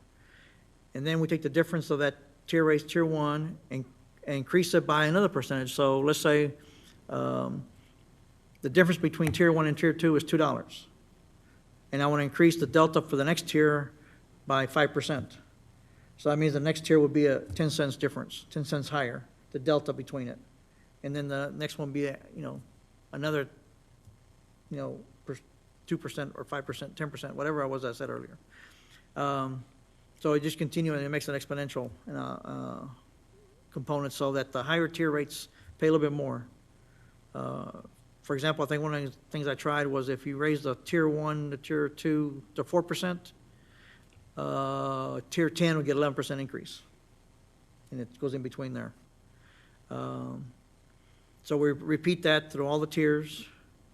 And in the options, it's listed as A, B. So the percent we increased, the tier 1 and tier 2 is A, and then B is the delta between, that we increased the delta parts. Just to explain how this is set up. So A is straight line and B is exponential? A would be just the delta between, if you use the straight line, we just use 1%. B will give it the delta increase a little bit, okay? The objective here is, like we said earlier, minimize the low impact the low volume users, and then also give the water conservation an incentive. So we did both, how they would help. How would they both, example. So we actually came up with, the first option here, I put option 0 and no change, because we want to show you what the net revenue would be if you didn't change anything. We'll be 77,000 behind, okay? So we have to do something. That's what that says. From last year or for the target for the next year? If we don't change anything, we leave our current rates using next year's expenditures. So all I did was just move the numbers off for, same numbers, and it would be a negative 77,000. We looked at essentially 6 different categories or rate structure changes, and within those 6, we ended up, I think, 36 options total.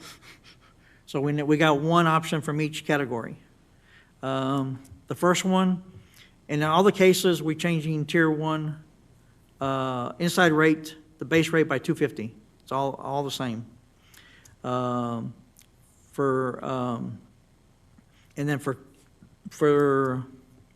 when I say current, under the model is the current rate. So the current rate calculation is what we're using for that. So we do a flat 4% increase. Last year we did a 14% flat increase. This would be a 4%. If we do something similar, but using the straight line version with the exponential, we only have to increase the tier 1, tier 2 to 3%, and then you add a 2% exponential part, and gives you pretty close to the same amount. Now, one thing, keep in mind that you know, we want to get close to being even between but there's so many variables, and anything you change in the system, it makes us harder really to get down to even under $10,000. Bless you. And even, you know, if that net revenue was 10,000, that's only 6.6% of the total estimated revenue that we're estimating. So going back to the options, Tier 3 is, again, the current line. That's the flat, the current line that's wavy, and doing a flat 3.5% on both inside and outside. On option 1 and 2, there was no change to the outside rates. Leave those exactly the same, the base and the tier structure. So a 3.5% across the board would get us almost in the ballpark. And then the rest of them are all straight line, using the straight line model and increasing a different variation of different ones. And option 4, you increase both the inside and outside the same way. And option 5 takes the harder, you have to increase the inside rate more if you want to use a 30% model for the outside rate. And then option 6 is using that where the lines were parallel, the same slope. That's what that'd be looking like. I know y'all probably be real confused because it took me a long time to get it to this point. I tried to explain it different ways, and I finally came up with this chart here to kind of make it simpler. But notice that model option 2, 4, and 6 are identical for inside rates. They're all, inside is the same way. It's how we treat the outside rate that's different. Okay? So again, 1 and 3 is a flat increase for either inside and outside rate. And that number's going to be usually higher, so those numbers are going to impact the low tiers more than the high tiers.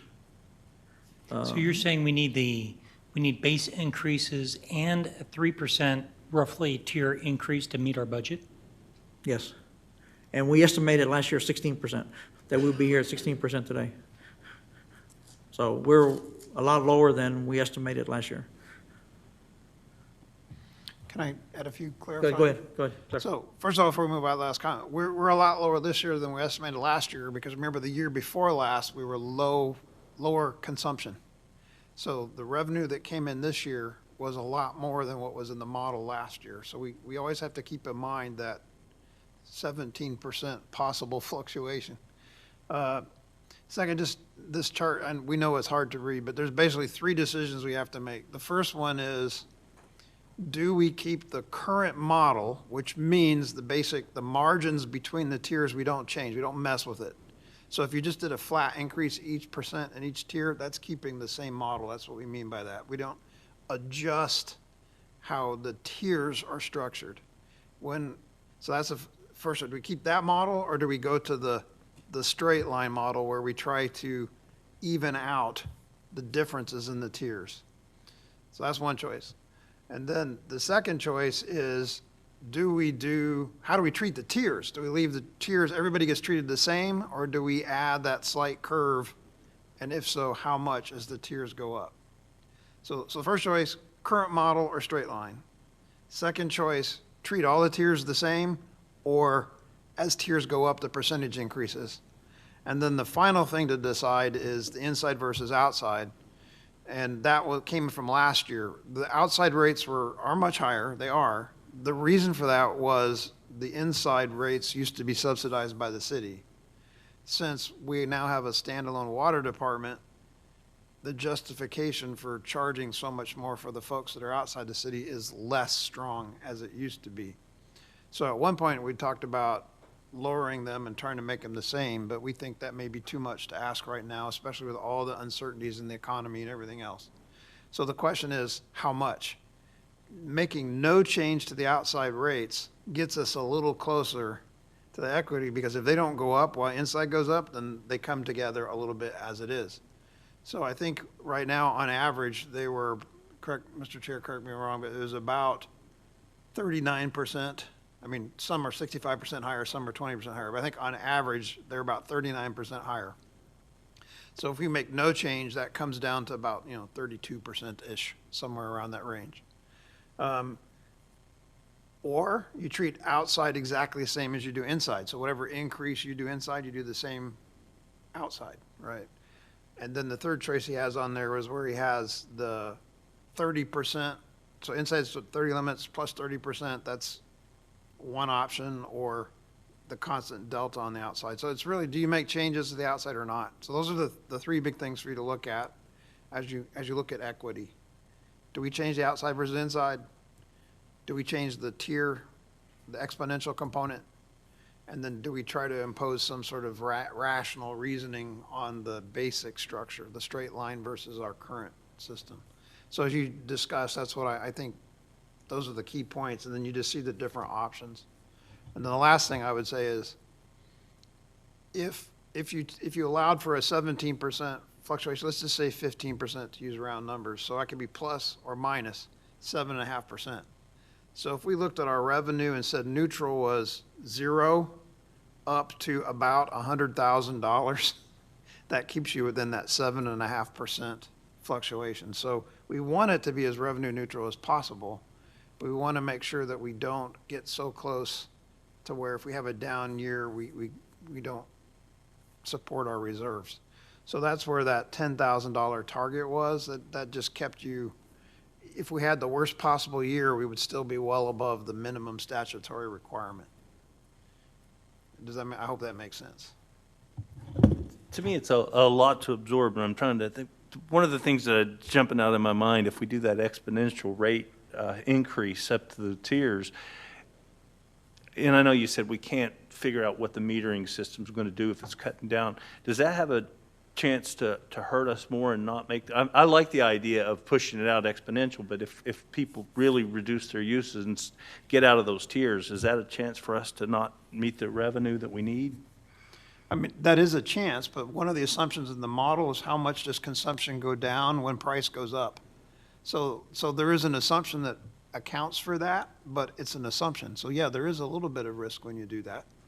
I think the chairman's going to get to our recommendation in a minute, but I just want, as you look at the 6 different options, like I said, that's one per category. We looked at least 30, I think he probably looked at 100 of them.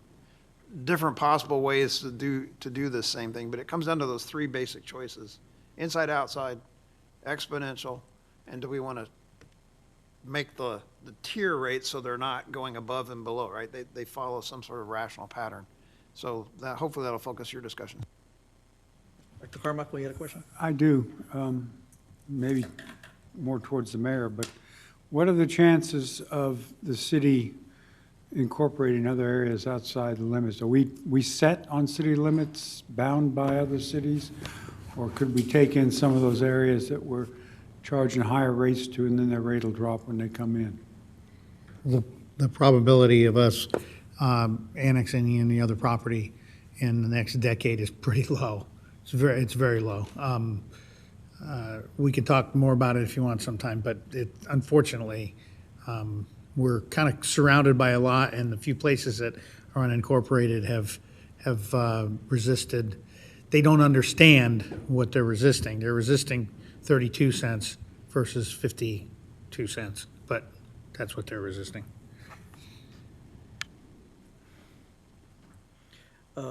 One thing I want to add on the comments that Vice Chair Harshberger was saying with, if you look at option 2 and 4, tier inside is the same thing, the 3.2.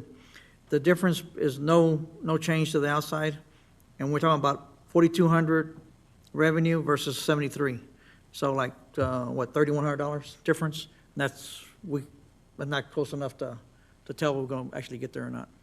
So anyway, one thing we did to help this is kind of show you what.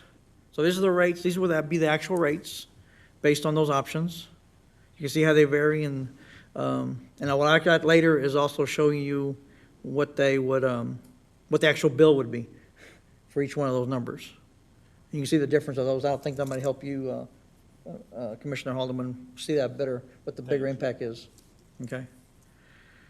So, you know, so these are, I mean, so the inside, I mean, the inside rate structure will vary between, what, 282 to 285?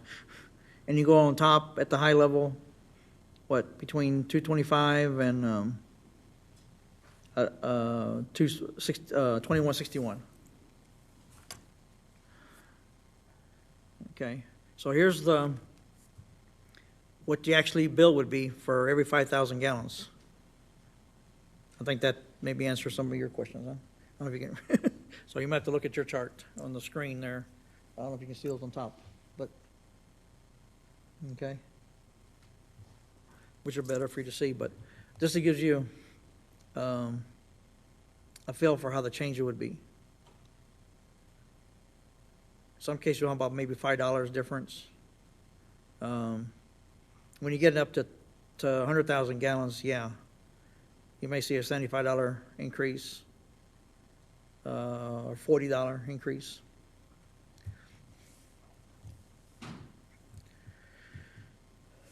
But I'll study that for a little bit.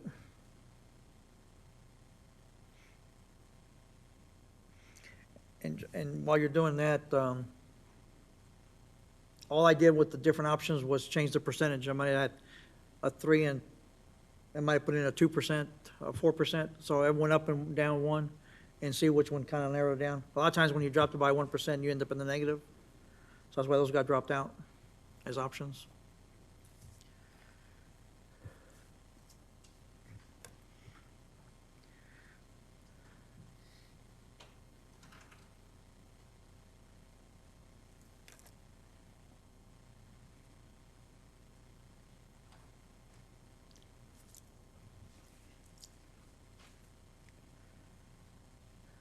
Let me know when you're ready to move on.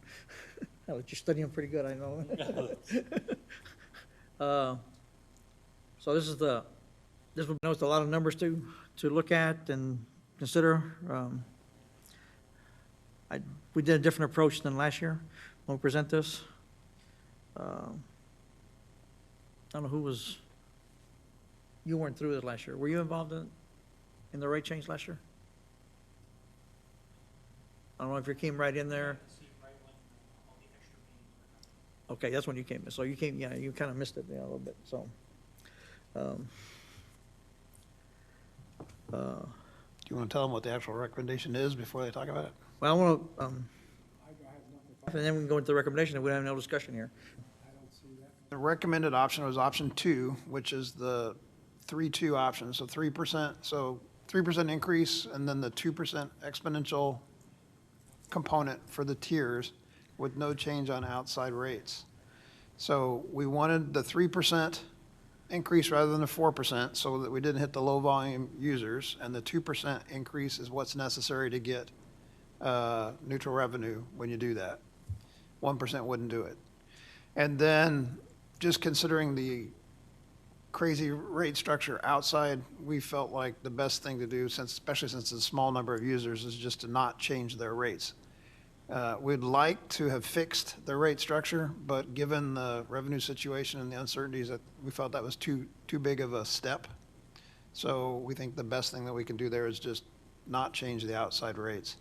That gets them a little closer, but it still leaves for later, figuring out exactly how we rationalize that. So with that said, then you see the option 2's revenue is down. It's positive, which is good. I wouldn't put a whole lot of faith in any digit after the 4. And then you see a couple things on there. If you look at the graph that says projected end-of-year fund balance in the next 5 fiscal years, that's definitely a forecast. So again, that's another thing that you take with a grain of salt. But what we want to show is the dotted line is the minimum target. So that's our 1.02 number that we need to stay above. And it shows if we don't do anything, we're going to go below that potentially next year. But it also shows the dark line shows that slow buildup in reserves towards the goal, which is up around that 1.8 region.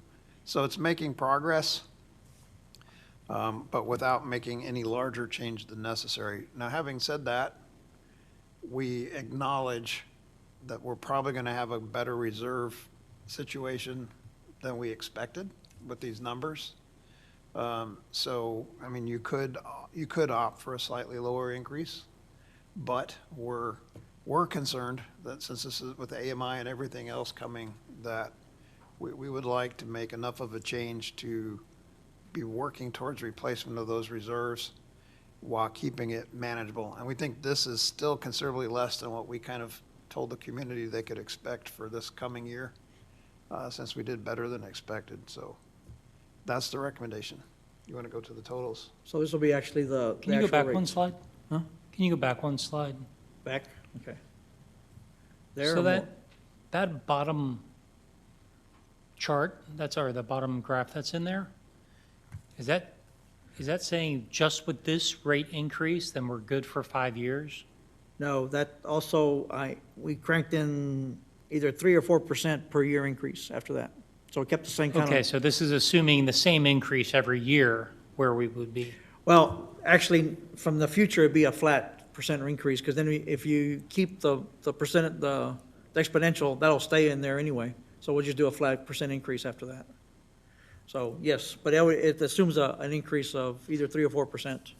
I think it was 4%, to get those numbers. Okay, Well, it's a mess when it goes out there because it assumes your consumption's going up. Remember, we had that Yeah. 0.5% increase in assumption of growth in number of meters. It also assumes that as you raise the rates, the volume's going to go down, right? So there's a couple, it works at cross purposes in the model. The bottom line is when you look past this next year, that's all pie in the sky.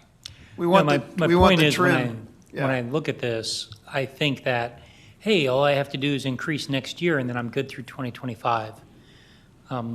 I don't know how to make that chart better, but that's how I initially looked at it, and I go, that doesn't make sense. I could show it if I have no increase after this year. But I think you have to, then they'll become all negative. We'll just talk to it so people don't get confused. Yeah, I think that's a good point.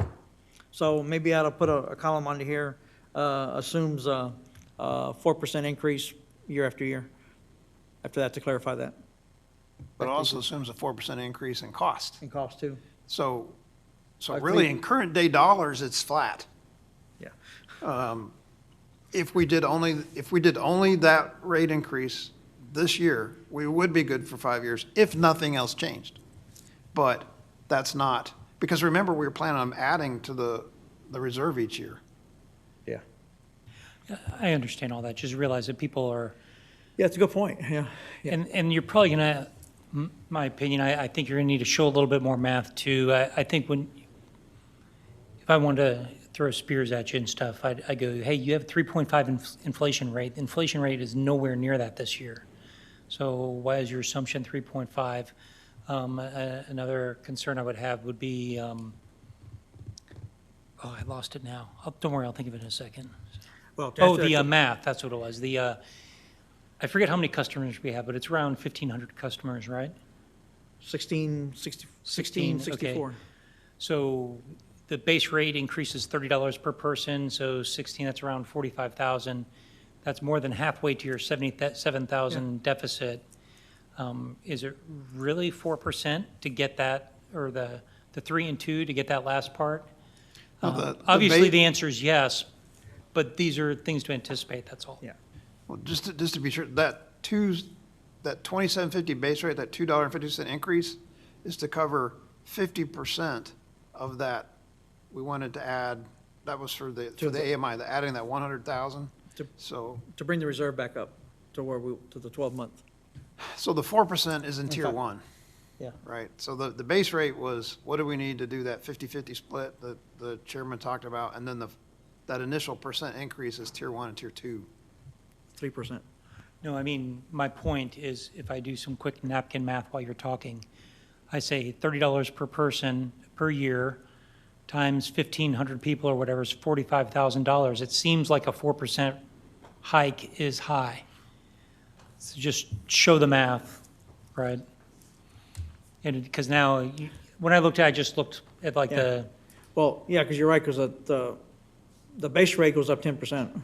right. So if 25 I look to- at the 30,000 gallon line, Yeah. it's about a $5 increase per month per person. Right, which so- is most of the base rate, yeah. Yeah, if you do that, it's above that, I think that math works out to more than the 77,000 you were talking about, right? 60 times 1,500, yeah, it's gonna be a little bit more. So there's just some math, some quick napkin math that people might do and go, where's this extra money going, right? Show the math and show that it is what we need to cover all that stuff. Well, the model does a lot of that behind the scenes, so I don't know, I know that if I do the calculation for the rates and it goes out 4 or 5 decimal places, I get one answer. If I enter manually the rate at only 2 decimal places, it's a big difference in the number I get for net. So, because I'm going crazy, enter one number, I tell Commissioner Harshberger, this is what it is, and that later I redo it, and it's a totally different number. So, yeah, showing the math is not easy to do. I can show I can show the base rate, how that affects you. That's just a matter of the meters, number of meters. Yeah, it just need to be transparent as possible. I remember Well, last year. Maybe you had the one slide that had for each tier what the percent increase was. Maybe we just include that. Yeah. But your point is well taken. There's Yeah. always a tension between too much or too little, right? I mean, Yeah. obviously. Yeah. One thing I want to show is, so the white line here is the current rate. Option 2, that'd be option 2, the red line. So you can see the exponential component, how it affects it. Again, the idea was to minimize the impact at the low and provide more water conservation incentive.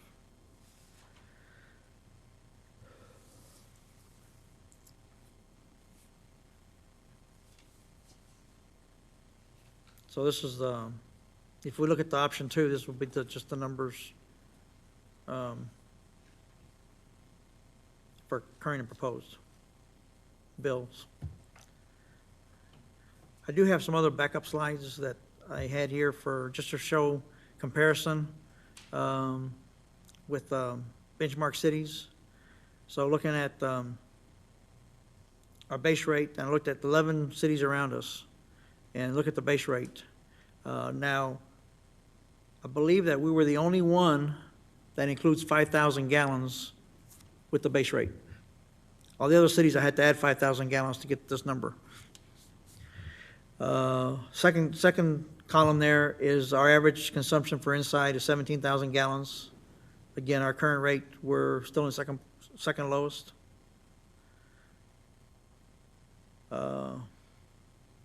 Definitely don't want to live in Alamo Heights. And it's crazy how many other fees everybody else adds on. Amazing. At 50,000 and 100,000 gallons, we're a little higher up, or should I say lower down on the scale. So we're closer to the high end. But anyway, just at that. And then I also have, I missed one slide. I had one that had Texas Municipality Cities survey, and how out of 574 cities, how Garden Ridge compared. And I think our average, if you include fees and taxes, our bill is like $46, I think. Statewide average from 574 cities is $65 for base rate. And then as you go up and narrowing down this, if you look at how we compare at 10,000 gallons,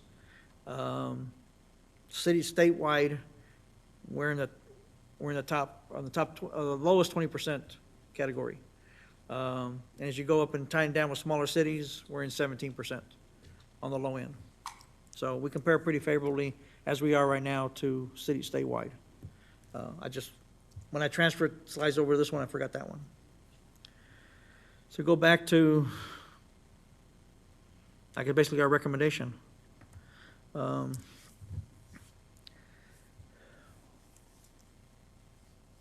are your thoughts? I think y'all did a fantastic job. Fantastic to me.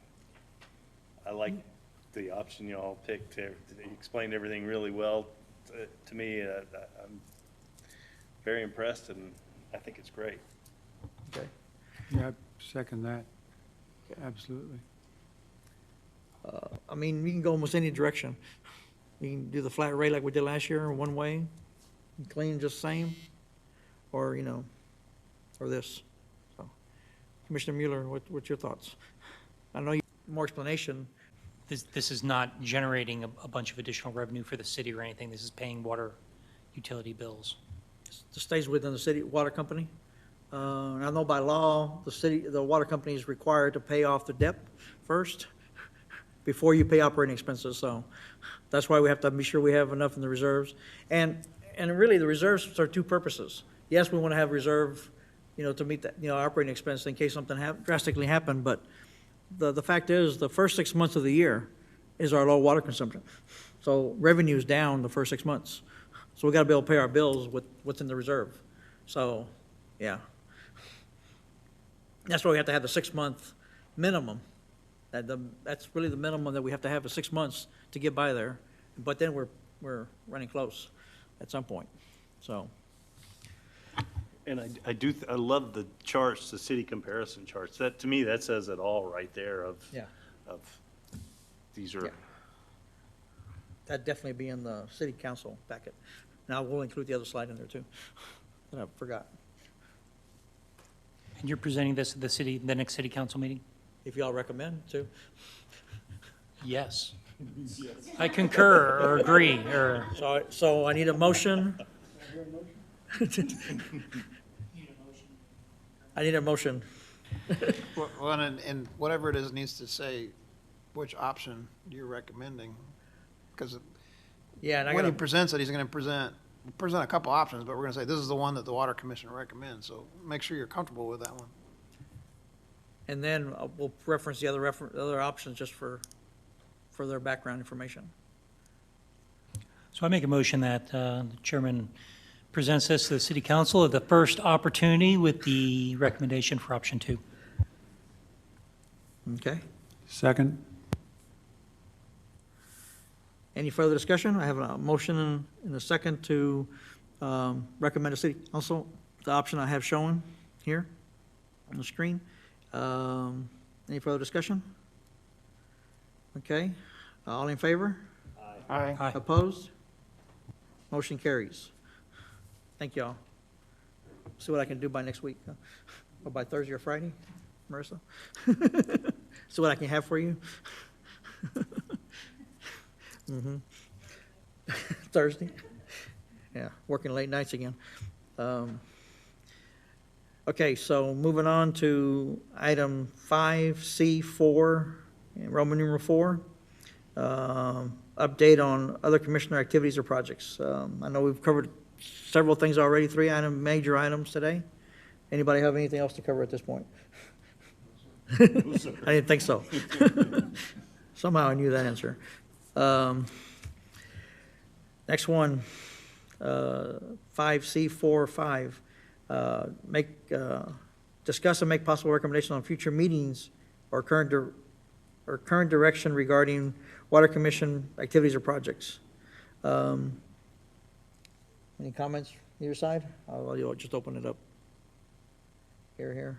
One thing in hearing the discussions earlier about educating the public, and I know there's some things that were brought up, I think we'll consider using the Grapevine as a way. I know our assistant city secretary has been writing quite a few articles in the Grapevine concerning the water company. And if anybody has any ideas that we could do in there, that'd be a good thing to provide her with some articles there, wouldn't it? You want to know, you accept anything. They just need to be turned in by the 18th of the month to go into the following month's Grapevine. So- I'm always looking for articles. So just leave that out there for the education subcommittee. I do want to just second what Commissioner Mueller said about that, you know, I've heard those rumors too, that you know, that it's money, people want to live and have beautiful yards and everything, but it costs money. And I think that education, you know, you described it extremely well of this isn't for anything else but to pay the bills, basically. So I think that's important to be out there. I think with how, I know last year, CAT also put out a nice flyer in the water bill, explaining the water rates and the water rates last year, so we probably need to do something similar. And maybe also have an article in the Grapevine, I think needs to be done, for that as well. That's what we get the word out, so. Yeah, nothing for future meetings or directions or activities, I guess, but is the city staff going to continue working on getting the word out about the AMI transition and schedule? That's all on autopilot, right? Y'all are going to keep sending information out and educating the public? Yes, I did not mention it earlier, but we have another graphic going out in this month's bill cycle to talk about the educational classes we're offering as well as the pilot program. So that will be included in the bill insert. Great, thank you. It looks something like this. So we're talking about projects, that fits under the education project one, so we're legal there. Okay, moving on to 5C5, ordinance 210. And item I under there is receive recommendation and consideration of appointment of Water Commission Chair and Vice Chair for 1 year, effective October 2020. Okay, so I'm willing to continue on as chair for another term, but I want to at least open it up to anybody here. If anybody wants to step up and take over, I'm open to it. Don't all rush in. You're doing a great job, and I would make a motion to have you keep doing this wonderful job that you're doing. Second. Okay. Well, let's go to vice chair, and then we'll do a formal vote motion at the end for both of us. So, Vice Chair Harshberger, are you willing to continue as well? No, seriously, I am willing to do it, but I do want to note that one of the benefits for someone being vice chair is to possibly be able to, step into the chairman role.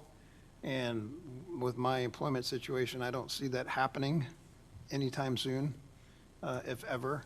So if one of you gentlemen is thinking that might be something you want to do, I am also willing to step aside and let you take this chair. But if no one is interested, then I will continue. Because just for information, there are term limits. So I think the chair is, and vice chair are 4 years. So I only have 3 years left. So,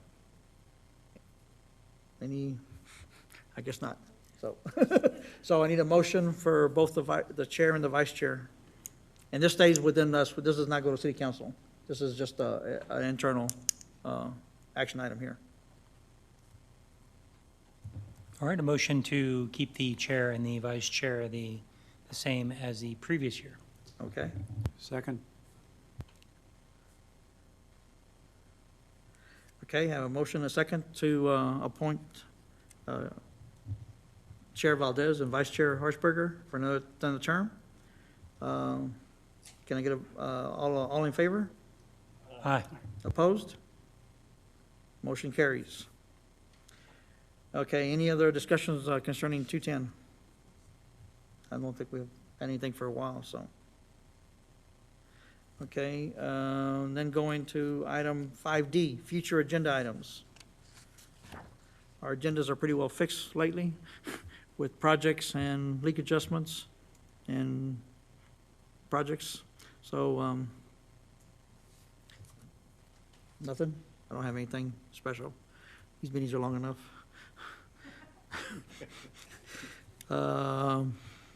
Okay, so next meeting, November 17th, 2020. Again, we moved it up to the third Tuesday of the month because the fourth Tuesday land on Thanksgiving week.